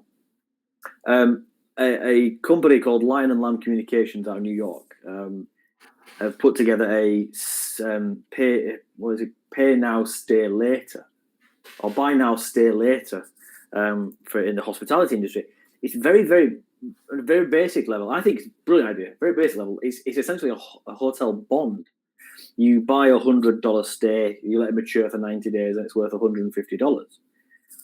So the hotel gets short-term revenue in. The guest goes, and when hopefully when the bond matures, it's not an actual bond. As I'm using a lot of air quotes here, there's no actual legislation around it, and there's no oversight. You basically prepay $100 is worth $150 in 90 days, and hotels are signing up to it in droves. I've never seen anything like it before. It's a brilliant idea of a way a communications company have probably sat around and gone, I've got a great idea. Why do we do this? They've got a website built for them for free. They're not monetizing it at all. They're literally just you, talk to you, put you on their website and go. And the hotels are signing up to it. With some speaking of like the innovation over in your neck of the woods, In1, which is an agency that does Ireland and UK. Mm-hmm. They've had a certificate engine, or have been used heavily throughout Europe. And one of the very smart things they came up with was actually using that for refunds of, when you're forced to shut down, you can't hold your clients to non-refundable rates. So a lot of hotels have just been giving the cash back on that non-refundable rate. What they had built with their clients is they're actually giving you a certificate, just like an airline would, which is you had a non-refundable rate. Here's your certificate. That's good for this long. It allows you to keep the cash on hand of all the non-refundable rates you had on the books, which would have made a huge difference. And breakage on those types of things, breakage on vouchers is so incredibly high that you actually, potentially are, going to have a revenue windfall out of it, while also not doing wrong by your customers. You're right. Actually, just here you go. There's a voucher. Not your fault if they don't realize the value of the voucher. Absolutely. Right. But there's just been a lot of companies seem to be pivoting quite quickly, and necessity is one of the invention, and there's a boatload of necessity now in the market. Another company I really like what they're doing.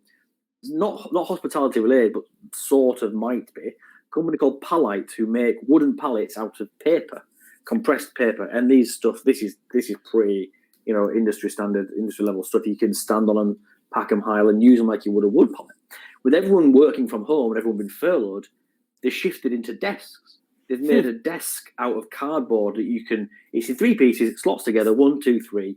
It took me about 20 seconds to put together, and both my children can stand on the top of it and jump. It is solid. Now I'm going to have to ask you to go show us. I was going to pick up your computer, bring it over. I want to see it. I actually took it apart, but if you want, I'll go get it and build it. Go get it. I'd love to see it. What I would say is, if it took Ben 20 seconds to put together, it must be really easy. I saw Ben DIY. Can I kick people off this webinar? It's like an option to clicking remove from call because he's got. You can mute people. Fun fact: I do it to Robert. I do it to Robert Cole quite often. Well, speaking of, from a technology, I'll bring the desk. I'll bring the desk. I'd love to see it. I'll bring the desk in next week. And the reason I mention it is going back to the idea about. First of all, I think it's a great idea. I think they're a clever bunch of chaps. Secondly, the anecdotal evidence about the coronavirus and any virus not living as long on cardboard surfaces because it gets absorbed into the fibers and can't be transmitted as quickly. Do you think, I don't know this, do you think there'll ever be a time when disposable furniture or disposable parts of furnishings becomes a thing? I think stuff would have to get really bad. Because, and the reason I say that is I had mentioned on a couple of shows back that one of the really negative effects of what the industry is going to need to do is we're going to lose ground on our green initiative as an industry.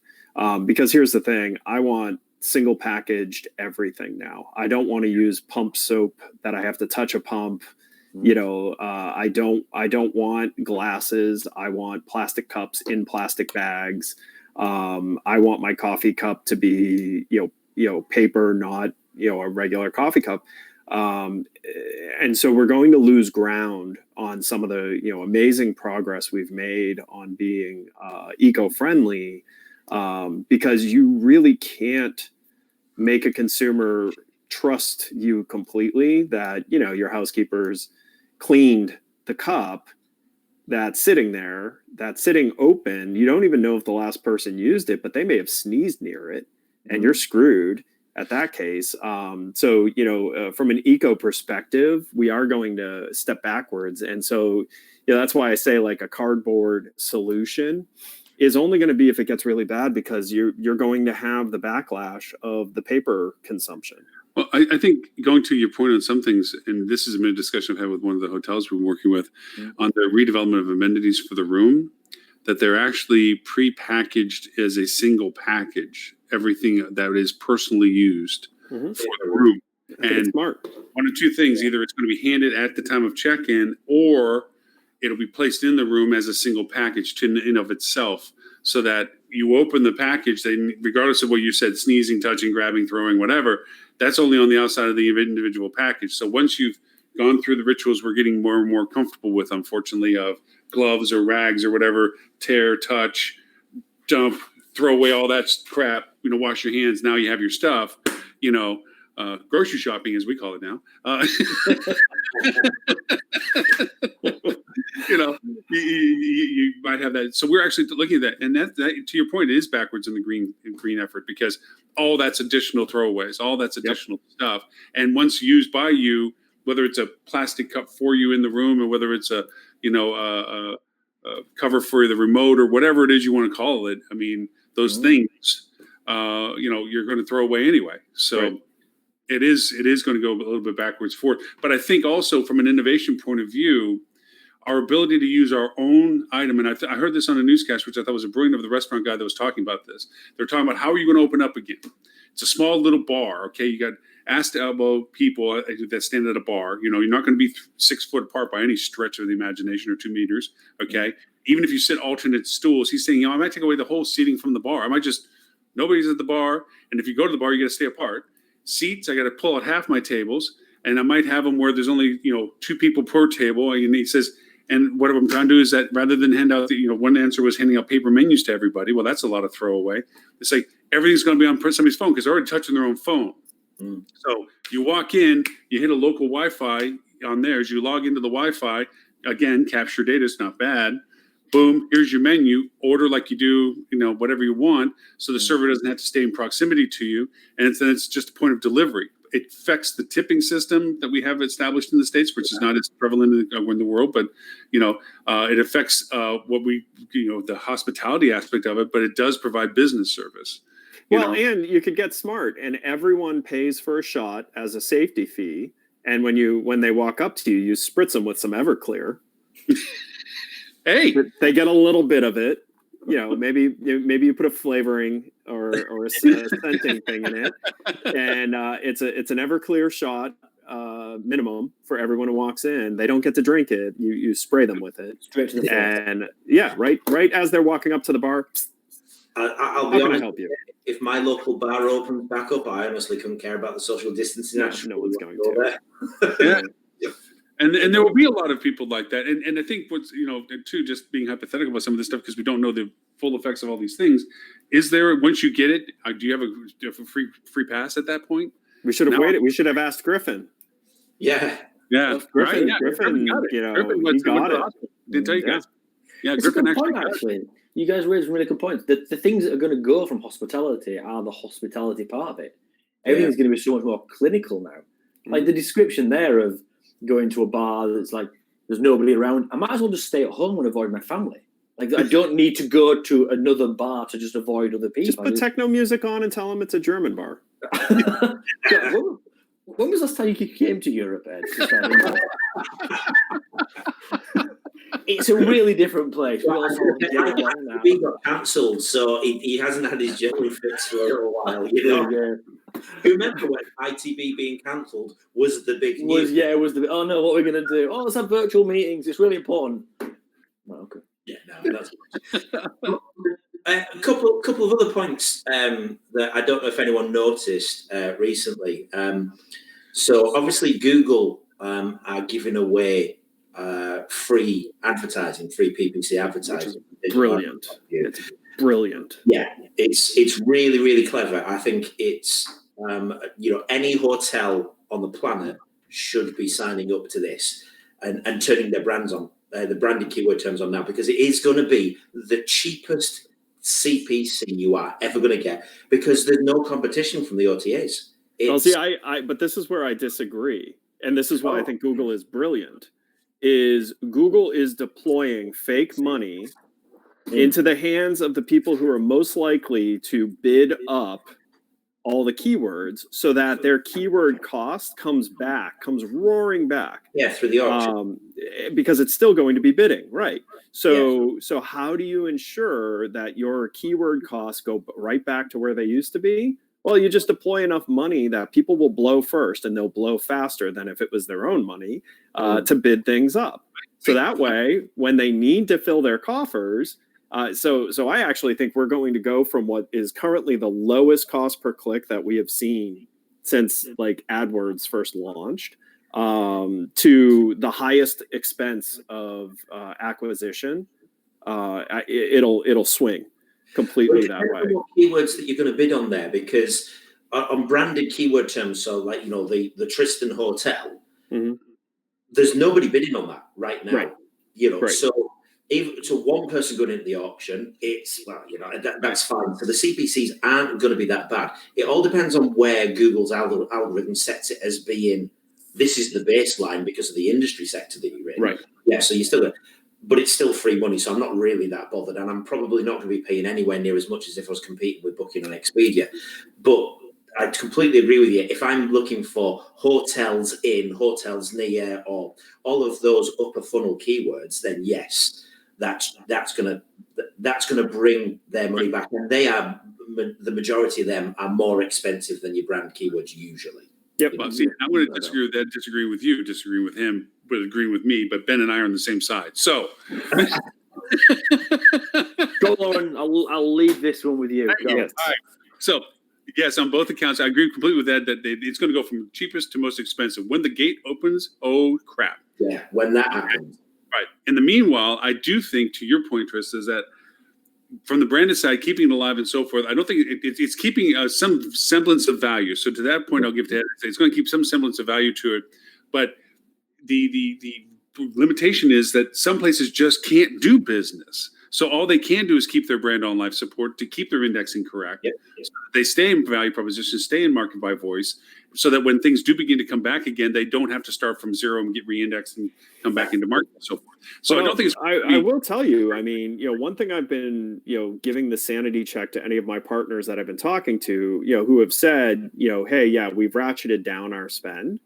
But we're still spending. Very first question I ask them is, are you spending opportunistically? Have you asked your agency to look at, potentially better keywords for you to steal market share, things like that? And more often than you would think, the answer was no. They just ratcheted down my spend on my current strategy.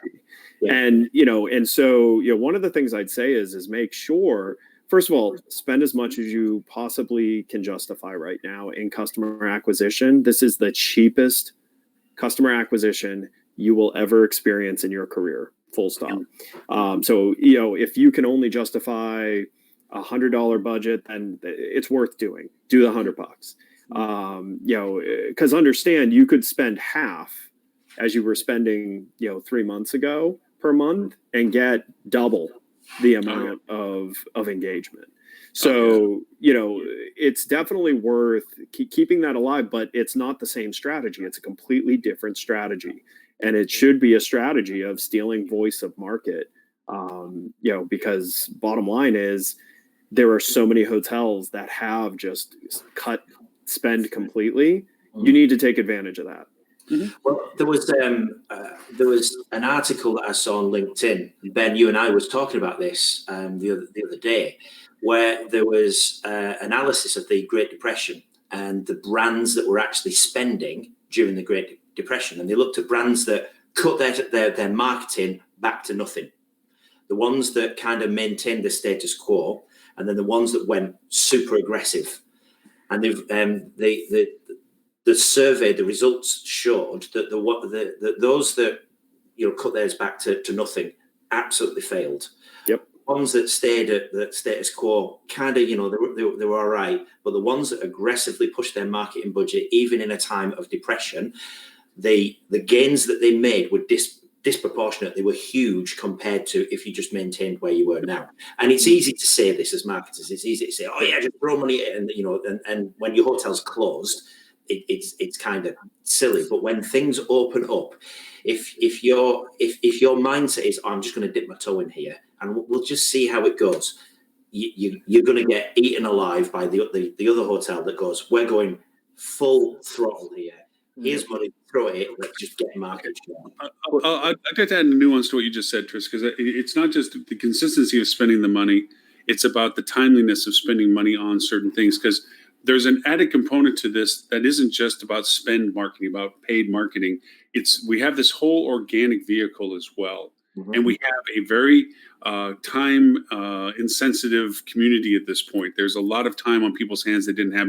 They're reading more longhand stuff. They're taking more time with things. So the trick is not to play the system, is to make the system work the way it has now become designed, which is, and Ed's the first to tell you this, if you don't pay, you don't play. So it's about paying at a time to get the ball rolling. You have a good piece of organic content. Maybe it's a visualization of stuff around the hotel or whatever it is, and you organically seed it and put it into your platform. Well, you're not going to get very far from most engagements just throwing it into your organic conversation.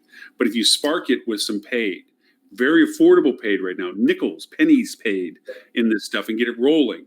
And then you get it into where you get an audience that begins to share and distribute that. And then you feed it again to keep it rolling. When you start seeing your numbers either diminish or plateau, and you keep that ball rolling, and then you augment it with the next thing to the same audience. So it's like literally shoving a ball when it's needed down the hill to keep the momentum going. You don't have to pay all the time, and you could do these with several social organic contents, several organic contents that you do paid programs on Google where you can do your targeting correctly and your demographic targeting correctly and your custom audiences correctly. You can start identifying communication to people that are truly interested in talking to family that have family, talking to couples that are couples, talking to people that demographically or whatever.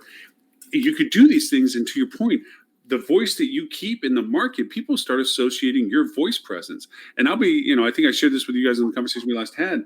I keep a list of the hotels that are closed that were competitors of mine in the markets that I still have hotels running.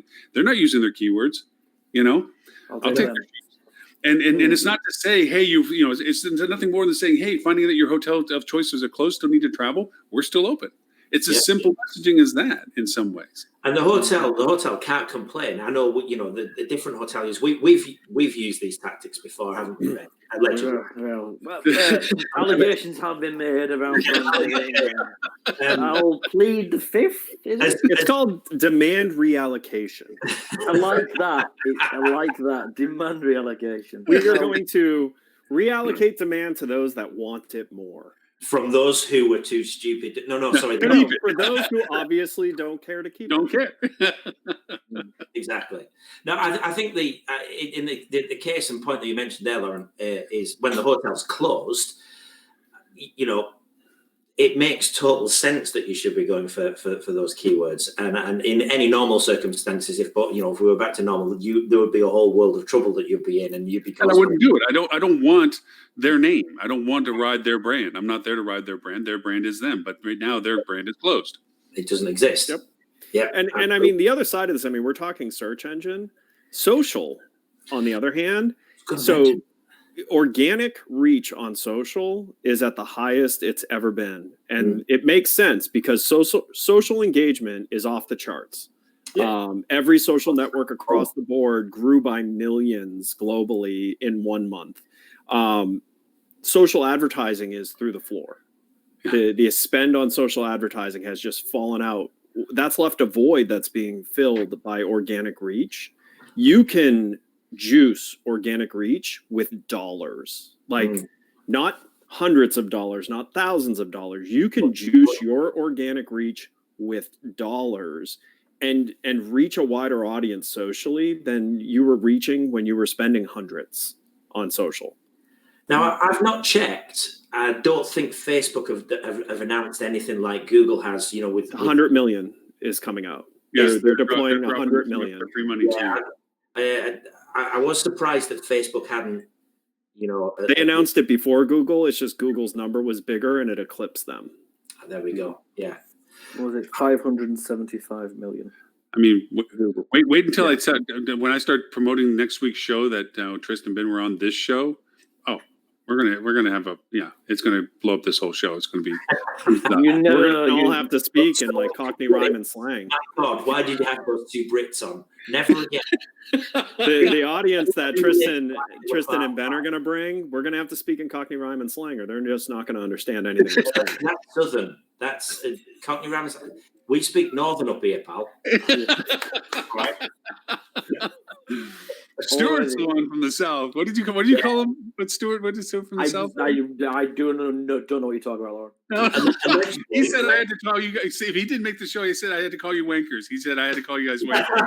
Oh, in that case, he's the Southern pansy. Yeah. He said if I don't make the show, you got to call him wankers. I'm like, okay, fine. Well, there was one other article that I saw very recently as well, is that Google are now moving to require verification to open up and advertise on their paid search platform. So you've got to verify your identity, whether that's going to be, you know, some kind of business. That makes sense. I mean, they should have been doing it this whole time to stop, Trump and Boris from getting into office. I would have chipped in for those ads as well. Yeah, I would have. They do need. They're starting to realize that they have a responsibility that is going to be forced on them to fight against fake news, to fight against the spreading of hate and violence. One of the key ways you do that is you make sure that you know who the people are who are spending to spread content. So I'm going to disagree with you, Ed, as to the motivation as to why they're doing this. I think they're wrapping it up, and I agree that they're hiding it behind there. I think they're doing it as a fraud protection to stop people trying to, you know, open up and either get free cash or however, you know, potentially in this COVID-19 world, there's going to be a fair few defaults. I thought their grant program required you to have been spending with them previously. No, not the grant program. I think if you spend a small amount, you can get. Was it £75 or 100? 75, 25. You spend 25, you get 75. Yeah, there's various things. It's normally your much smaller businesses. You're not talking about right. I gotcha. But equally, I think after COVID-19, there's going to be a fair few agencies that may well go into default. You know, and I'm wondering if they're expediting and speeding up the process here to make sure that people are not circumnavigating the rules, because we know that their systems are. You can get around their systems, but they do eventually catch up with you. It's allegedly get around their systems. I've read on the internet. Allegedly. As your legal advisor on this call, Tristan. Thank you.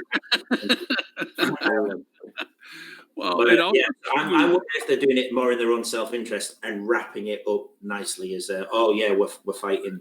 You know. Well, let's not forget some of the old stories that we had about Big Brother before all of this too. Somebody's going to win the I guess not a war, but win the effort of being the centralized identification process. You know, the easier and more convenient it is between using your Facebook login. I hope not. I'm not to stay decentralized. I mean, my gosh, that would be frightening if our internet identity was controlled by a single source. I'm with you, but I'm saying that's it would make Twitter worthless. Google are trying to do their thing, like log in with Facebook, log in with Google. Make it convenient, make it easy. And then most other platforms start adopting that as a methodology. You know, eventually, one somebody's going to be ahead of the other. And in fact, Google's sitting on Android and everything else. Why not? Again, I go back to my earlier statement of where you throw AI on top of that, and I, for one, will welcome our robot. Listen, it is not a coincidence that around the time Google was losing control of their AI, they magically decided to sell Boston Robotics. Okay. Did somebody watch Terminator? I think so. I think they realized they were turning into Cyberdyne.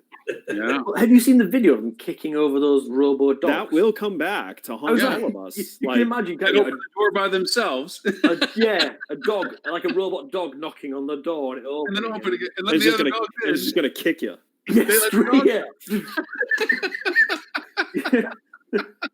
4 years ago, you kicked me over on a YouTube video. Yeah, exactly. Yeah. Dog shaking its paw. But isn't it now? Speaking of that, though, I mean, did you find yourself analyzing the emotions you felt when they were doing that to the robot? Because it was strange. I was like, "Oh man, you shouldn't do that." Dog. And then I'm like, "Wait a sec, it's a robot. It's a robot. Yeah. You know, it doesn't even punch a kettle. It's not going to hurt."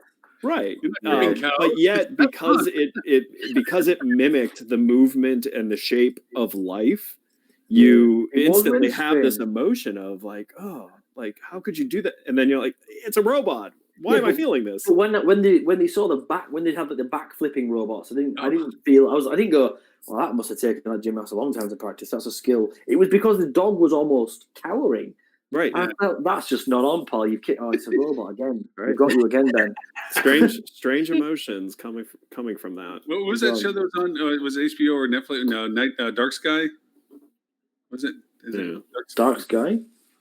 Yeah, it was about tech in the future where people were in contact lenses that you could watch TV on and all this other stuff. And they had those dogs, robo dogs, that were enforcers with the police and so forth. And they were vicious. Because they've been kicked.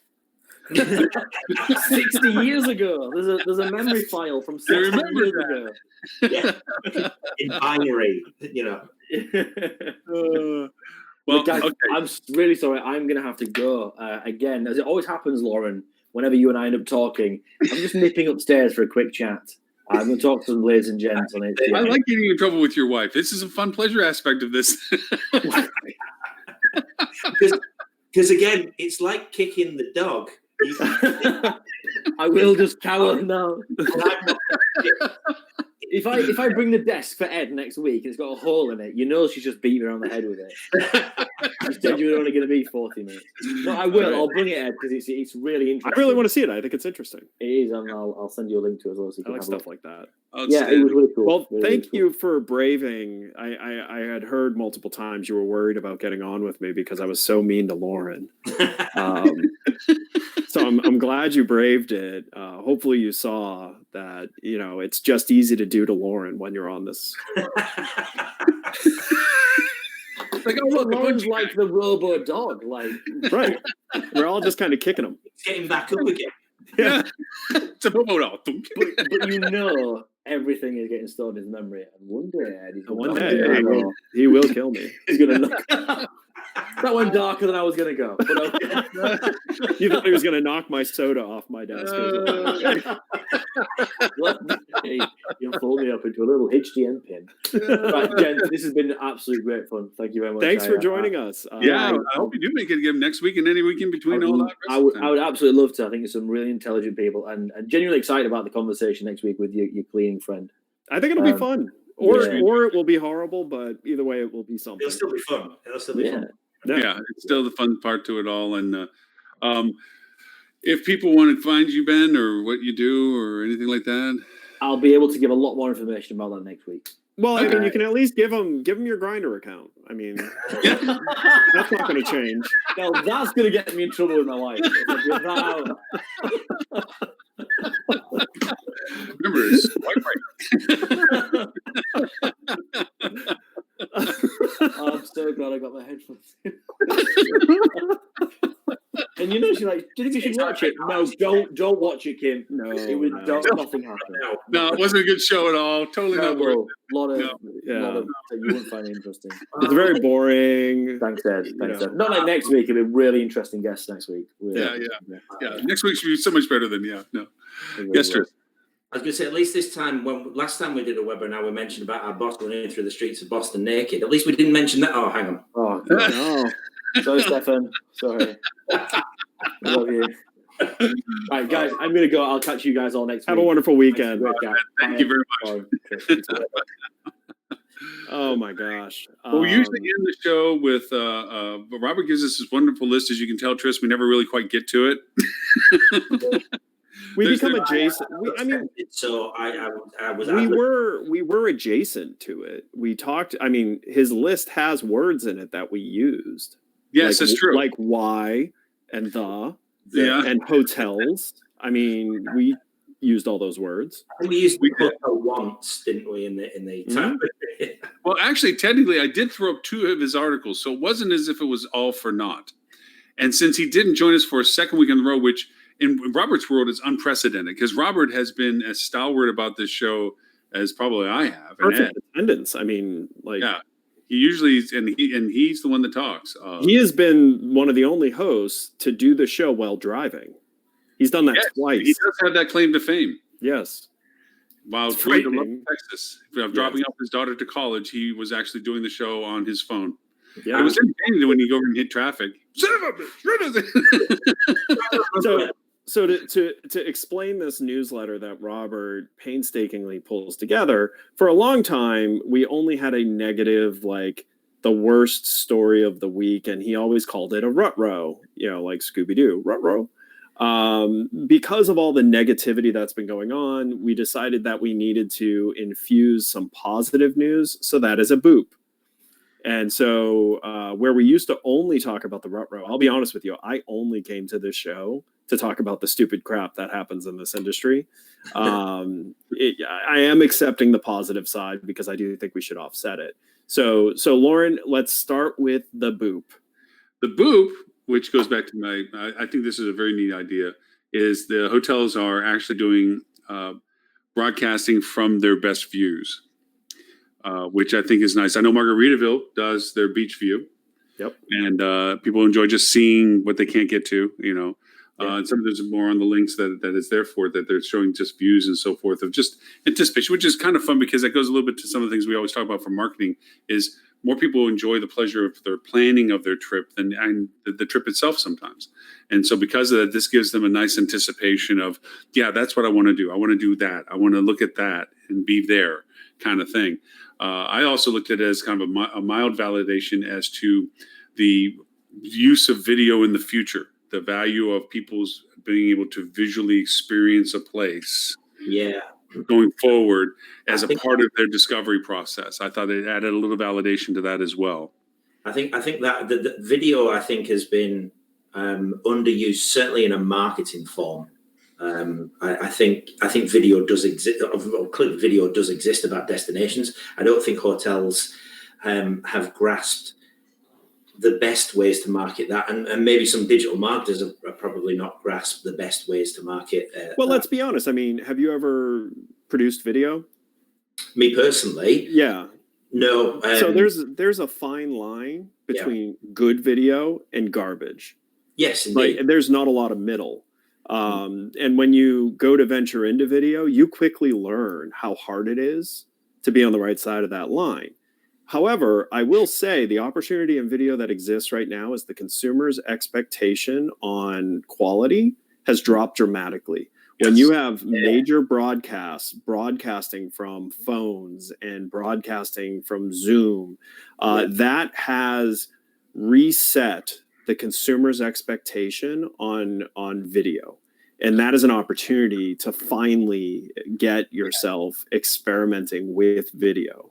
And it also depends on what demographic you're talking about here as well, because I know, the certainly over here in the UK, the younger generation here that are not yet spending properly. Right. Like my daughter's age, so my eldest daughter's 12, and she is a YouTube and a TikTok fanatic.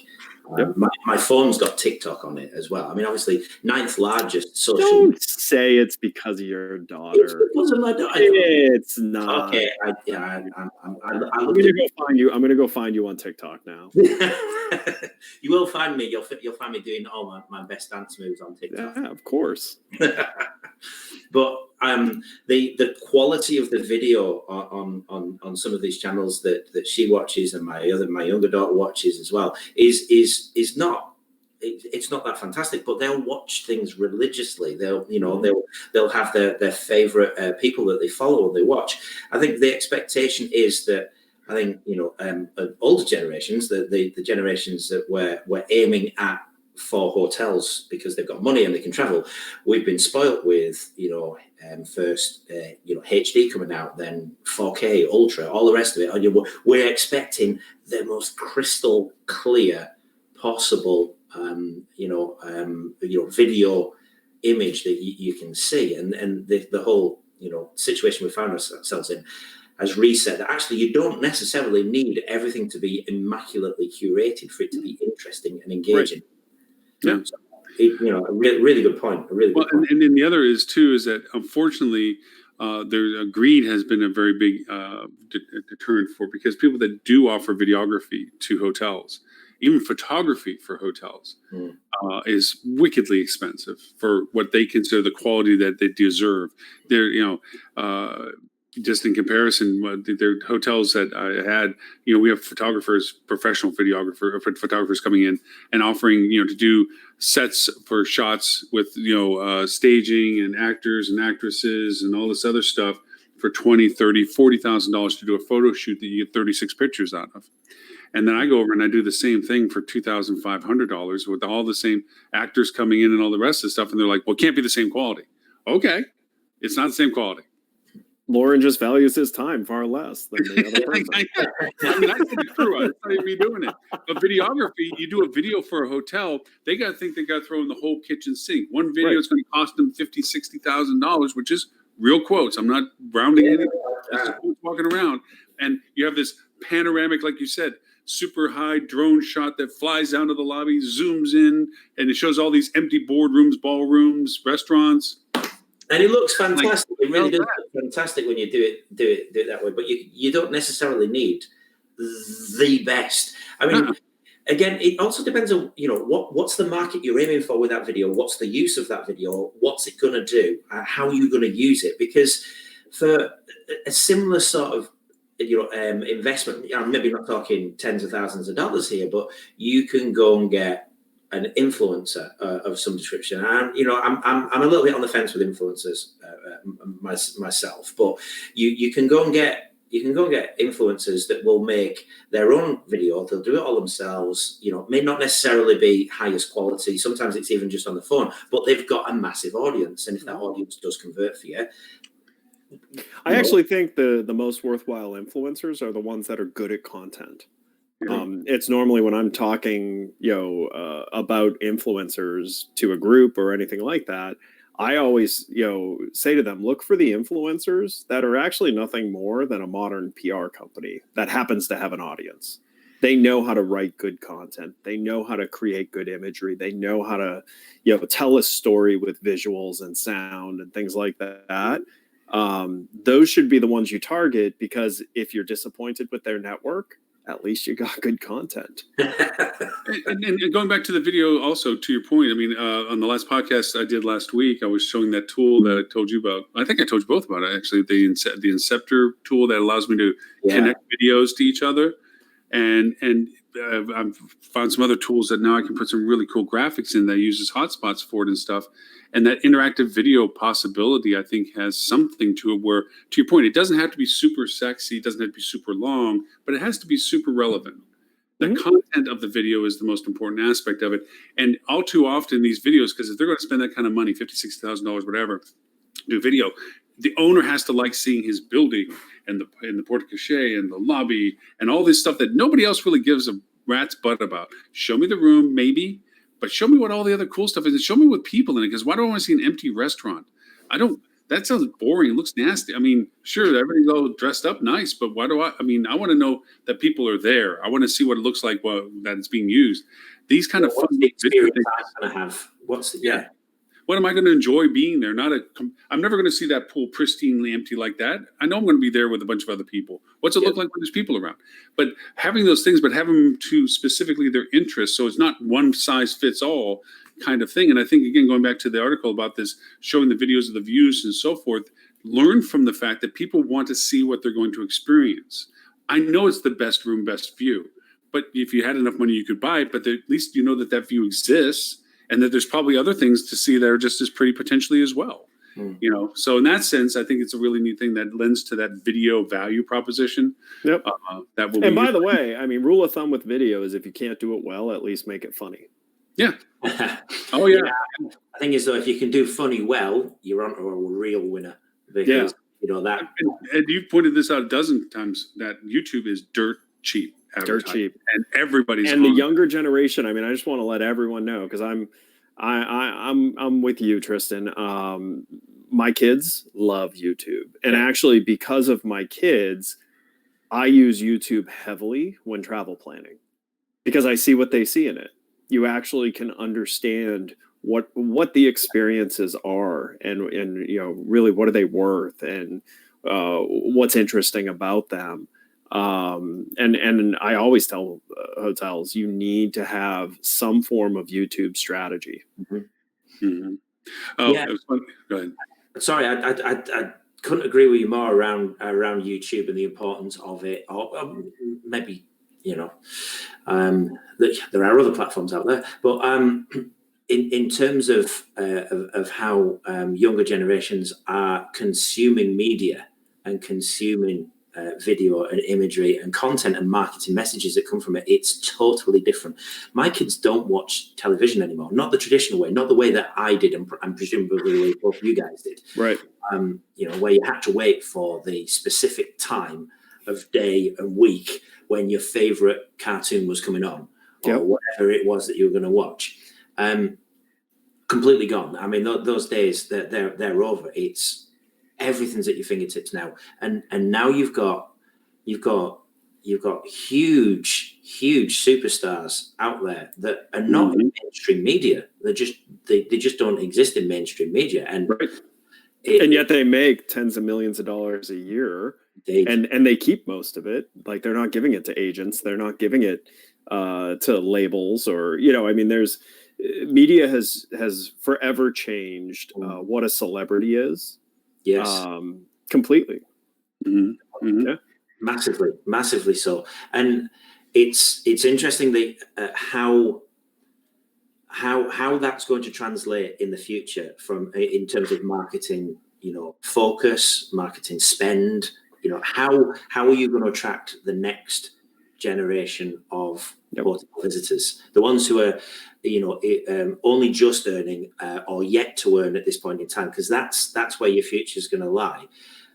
The problem you've got is it's typically people who are making the decisions are from generations that are different, you know, and we're in such a rapidly changing, you know, period of time in terms of this. You've really got to be on your toes. You've really got to be aware of what's happening. I mean, I'm a dinosaur. I mean, in digital marketing terms, you know, looking at the younger people who are coming through, you know, I've been around longer than them, and I've only been in the industry, you know, 10, 12 years, which is no time at all in terms of a career. Yet I'm considered, you know, having been around as, and you know, I'd like to say elder statesman. You know, everyone else thinks that. You know, so you've got to be able, you know, it's making sure you get the right teams as well. Who's working on your marketing? You know, have you got a mix of, you know, the younger people new to the industry, not going to have the same experiences in being able to attract probably us three. However, right. I mean, you know, and one thing to remember, because I've seen our industry lose their mind over kitschy stuff so often. The one thing your experience will do for you is it will remind you not to, you know, think that one way of thinking is the only way. And that's what the young people coming in don't know. They all think, I mean, think about how big Snapchat was in this industry, how obsessed this industry was in Snapchat. Look at the overweighted spend of both effort and advertising dollars on Instagram, when still Instagram's drive pales in comparison to what Facebook does. And all of that is making that mistake of thinking that the audience of this new thing are the only thing. And you know, also mistaking why Facebook has been able to hold its spot is because it's not overly skewed to one kitschy thing. It actually, they spend endless amounts of time on continually improving user experience. You know, and I say that because, you know, like with TikTok, first of all, hotels shouldn't be talking about TikTok. Nope. They don't get it. Also, the people who are mostly on there have $0. So if you want to do anything on TikTok, make sure you understand you're talking to kids, and you want to get those kids for it. Yeah, exactly. And you want their kids to go up and, you know, make the decision. You know, but kind of going back, trying to bring this back to something that makes sense at all is always experiment, but don't fool yourself into thinking that the thing you're experimenting in is a silver bullet, because there's no such thing. Fundamentals always apply regardless of change of behavior. I'll add into that one statement because I'm dialoguing with a friend of mine that's in charge of a very large hotel group, huge hotel group, hundreds of hotels. You sound like Donald Trump. Is it Trump Hotels? No, it's not huge. Trump. No. And it's huge. Hundreds of hotels. Hundreds of hotels. They're the biggest, best hotels. Best hotels. So he asked me his advice on virtual tours.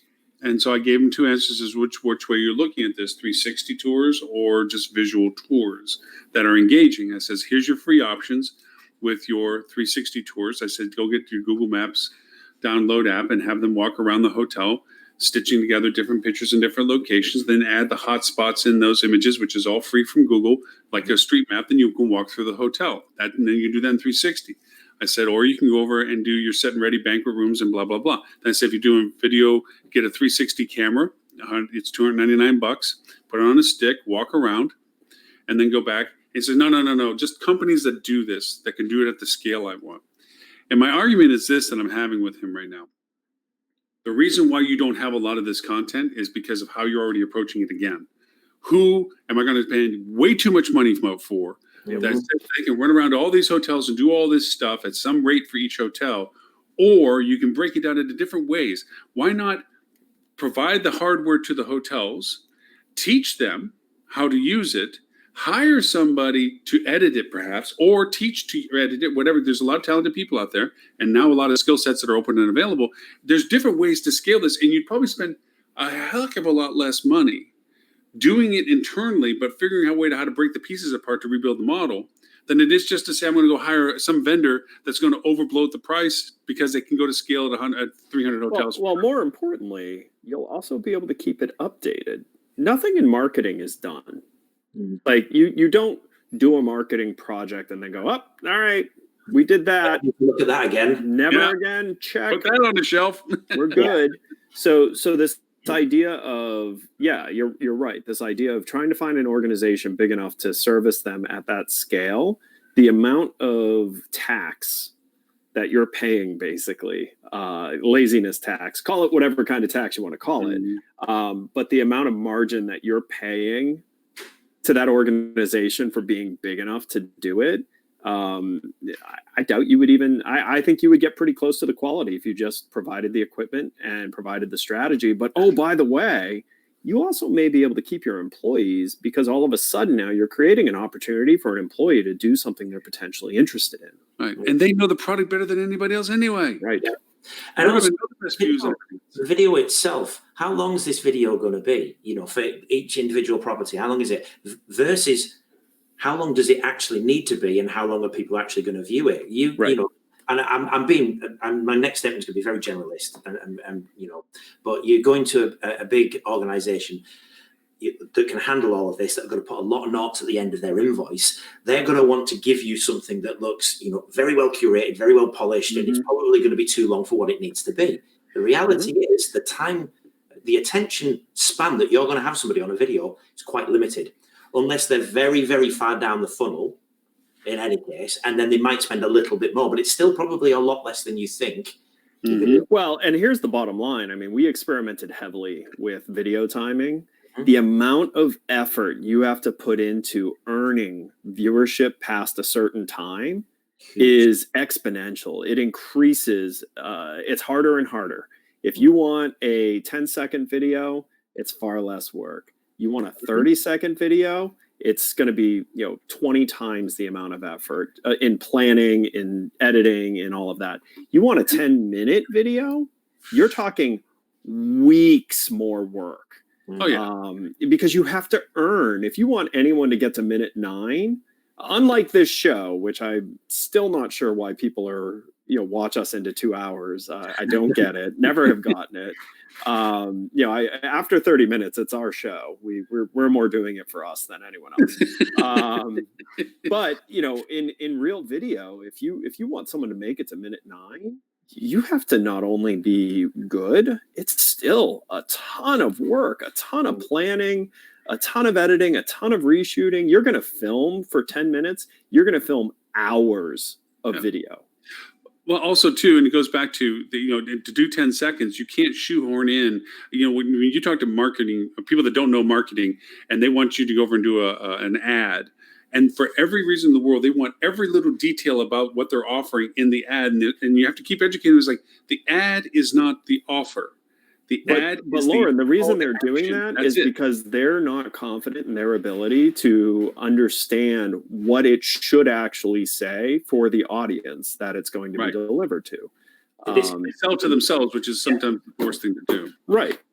I've had this conversation countless times, where I've had the marketing contact at a hotel reach out to me saying, yeah, my general manager has just done a search or seen an ad or been on social media and they don't like the wording of this. They would like you to change it, please. I said, well, that's great. No problem. Absolutely. You're the client. I will change that. Just need to tell you that this is your best performing ad. It's been in existence for this long and it's making you the most money. If you don't like money and would you like me to put an inferior ad in there, by all means I will do, but it goes against my better judgment. 9 times out of 10, I get the meeting, but I've just spoken to the chairman, the CEO, the GM, or whoever it's going to be. They're happy to keep the ad. Yeah, I thought they would. It doesn't matter what the individual thinks. It doesn't matter what the decision maker thinks. It matters about the audience that you're trying to connect with. Yep, and that's the biggest thing here. And usually, the most common mistake I see in marketing is people not understanding that it's not about them, or misunderstanding. I'm sure you've seen this, especially in the luxury sector. They over romanticize who their client really is. Yeah. I mean, I've done so many luxury hotel openings where the agencies and the marketing people who work at the hotel are telling me who their guest is, and it's basically a Saudi prince. and I asked him, what's your target ADR? Oh, like $800 a night. And I was like, Saudi prince isn't going to slum at $800 a night. They want the $12,000 a night exclusive room with amazing service, and that's it. You're going after middle management of Verizon. No, it's the Saudi prince. Yeah, but I mean, and I'm sure you've seen it. Yeah. I have been on countless calls where I'm like, so you're saying the person owns a private jet? Like, people who own private jet do not stay under $1,000 a night. It is incredibly expensive to have a private jet. So expensive that you need to not worry about large sums of money as a value proposition, which means you have to be spinning off a ton of money to be in that place. And so you wouldn't stay at an $800, a $900, or even a $1,500 a night hotel. Mm-hmm. You're staying in private villas. You're staying in really exclusive. And this is where the elite of the elite that you're talking about. And there's still a big subsection of wealthy underneath there, and then there's another subsection underneath there where you're really targeting. Because I recall and I roll this story out all the time, but in these sort of circumstances, I recall managing the digital marketing for a property in London, and it was a high-end exclusive. It's a stone's throw away from our Lizzie, from Buckingham Palace. It's it's prime real estate location, and it's got a mixture of things. It's got all of these big suites and big rooms, and the marketing messages that came out for that particular property, and they did have Saudi princes, because I remember looking at the Google Analytics and seeing there was a huge spike in revenue coming from Saudi Arabia. I'm like, oh, dude, this skews it. Why do I need to do that? And say, oh no, don't worry about it. It's literally the prince, whatever. He comes over and takes over for a month. Just ignore that country. Right. It's a skew in the demographics. Right. But the marketing message that we found that worked some of the best was no different from the marketing message that I would use in any other hotel. It was deal and offer based, because just because you've got a lot of money doesn't necessarily mean you made a lot of money by giving it away. You still also want to get a deal. You also want value. It's just your value level has moved up. If my value level is, $100 a night, I want to find a good value for $100. Right. My my value point is $10,000 a night. I still want to get value for my $10,000. I'm still human. I want to get the perception that I've got a deal. Or if you're getting into the upper echelons, the person who's making the reservation for the person who's going to be staying also wants to make sure that they're getting the deal, so they look like they're doing a good job. Right. Yep. It's and understanding that, and also understanding that consumer behavior on spending changes based on what they need. When I'm traveling by myself on business, I find it painful to spend over $150 a night on a hotel. It hurts me to do it. I don't care how nice it is. Like, I hate doing it. However, I can't think of a family trip with my kids where I've spent under $700 a night. I mean, and I have no problem with it. Like, I'm all in. I'm like, yep, this is what we're doing. And the reason being is there's a different importance of success. When I'm traveling on business or when I'm traveling by myself, I want a clean bed. I want a comfortable bed. I want good air conditioning, and that's it. Like, and convenience. I want to be able to get to where I need to be easily. Wi-Fi. Even that, because honestly, I'm always disappointed with Wi-Fi, so I've just kind of Use the phone. moved on. Yeah, I use my hotspot. But yeah, I mean, but when I'm with my kids and my wife, this is everything needs to be perfect, or I'm going to be miserable. And so you've got the box with you when you're with the family, and if they're unhappy, I'm incredibly unhappy. Exactly. No, but it's very true. When I get Renee to travel with me, same thing. It's like we find nice places to stay at. I'm traveling by myself. I'll put up with what I would have to put up with. I love me a Hampton Inn. I love me a Courtyard or a Holiday Inn Express. Perfectly fine with that level of hotel when I'm by myself. Change. That's going to happen. Oh yeah. Box them but yeah, when I'm with my family, it's Boca Resort. It's much nicer properties with much nicer amenities and a lot more to do, and everything is expensive. And I don't think about it because I value what it means to my enjoyment of the trip.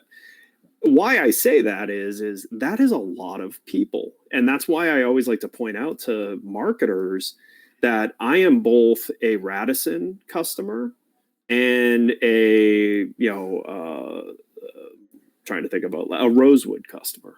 Yeah, I'm both. And that's what market you're in, when you're doing it, why you're doing it. Exactly. And so necessity as well. So even with the Radisson, so you're saying you'd never want to pay over 150, but if you've got a last minute trip, you're going to have to pay more. Yep. And you have to bite the bullet and you're going to have to do it. Right. But with your family trip, you're probably planning that quite some time in the future. Far enough in advance, exactly. Which goes back to our CRM segmentation conversations we always have about the fact of just because it's Edward St. Ange, is it Edward St. Ange the family traveler, Edward St. Ange the business traveler? And if you can silo what historical travel practices they've had with you, or what their interests are for that particular types of travel, and you put that proper content in front of them, then we can send Ed a nice little video about what his kids could be doing, age sensitive, at your location or things around your location, if it's not included, all in one or resort destination based, that add to the value proposition of why, he's willing to drop 3 or 4 coins per night per room. Right. That's interesting as well, because the video that they would market to you, Ed, for your family destination isn't actually marketing to you. It's marketing to your family, but you're the one that's going to be paying the money. Right. So you're the one that's going to say yes or no, in conjunction with wife, partner. With their input. I mean, listen, timeshare companies caught on to this very early. They invite families to bring their children to the timeshare tour. because they know if they can get the kid into it, they get a much higher close rate because of parental guilt. Oh, absolutely. Yeah. I mean, for me, I hate booking family holidays because it's so stressful, because my wife has got an idea of what she wants, my kids have got an idea of what they want, and my bank manager is telling you can't afford any of that. It's true. He's the one being saying, no. It's I mean, honestly too, and it's the funniest things that make me love certain properties. Like why I love Boca Resort so much is because in their restaurant area, they have a super high-end sushi restaurant right next to like a hot dog place. Yeah. And you can order from the hot dog place in the super high-end sushi restaurant. Kids are happy, you're happy. It's amazing. It's whoever did that, because it's a Morimoto sushi place, and then like a hot dog joint that you can get like grilled cheese and hot dogs and stuff like that, and they'll just walk across the hall and get you your food and bring it back, and you can eat sushi. It's amazing. Really, and oh yeah. I mean, and it's weird things like that that make me go back to a property, because I also rarely frequent the same destination. I like to do something different every time we travel. Because I think that's part of what's interesting about travel is trying something new. However, if you get me with something like that, I come back. Oh yeah. Like, you obviously look like you like a good hot dog, so yeah, I do like a good hot dog. I'm not gonna lie. Not gonna lie. I'm supposed to meet Kat on a broadcast. Yeah, I've got a client call. Actually, ironically, I have a client call with an incredibly high-end 30-room property. Oh, there you go. Go talk to them about that. So Tristan, you got to come back. You fit into the show well. That's true. So Tristan, if people want to find you, how can they find you? Oh, I'm elusive. I'll find you. No. You're like Edward Snowden. Yeah, right. Minus the government and all of them. Yeah. It's similar. Obviously, me and Ben we're in the same boat at the moment. We're currently with Pegasus, but we're not sure for how long that's going to be. We have a feeling that it's going to be imminent that we're going to be in pastures new. So just hit me up on LinkedIn. I'm an avid user on LinkedIn. My name is Tristan Hayward, spelled completely different. I am the only person on the planet with my name and spelling in the way it is. So you can see it on here. Heaward is the surname. If you can find me, I'll happily connect with everybody and anybody. Well, don't you're blessed in that sense, because I have a Lauren Gray that looks like my twin. She's on TikTok. Yeah, I've already seen her. Yeah, not anybody. No, you don't see the semblance. No, I've not heard you sing, but I'm going to say she could probably sing a little better. Yeah, but I guarantee you, she has not been struck by lightning 6 times. That guy. Yeah, so there.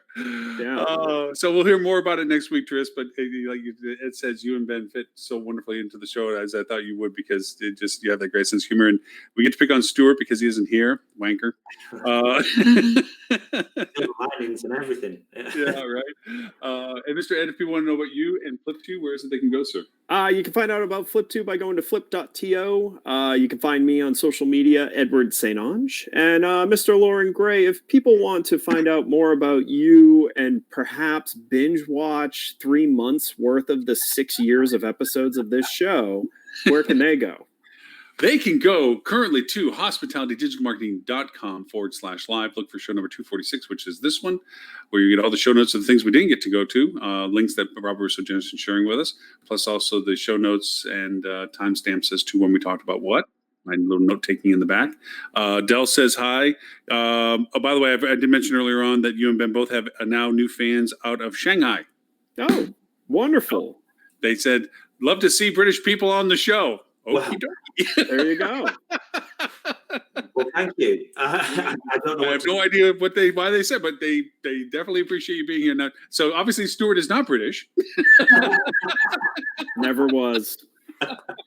Yeah, but he's also not American. What is he? Oh, No, we like I said, we think he's from Papua New Guinea.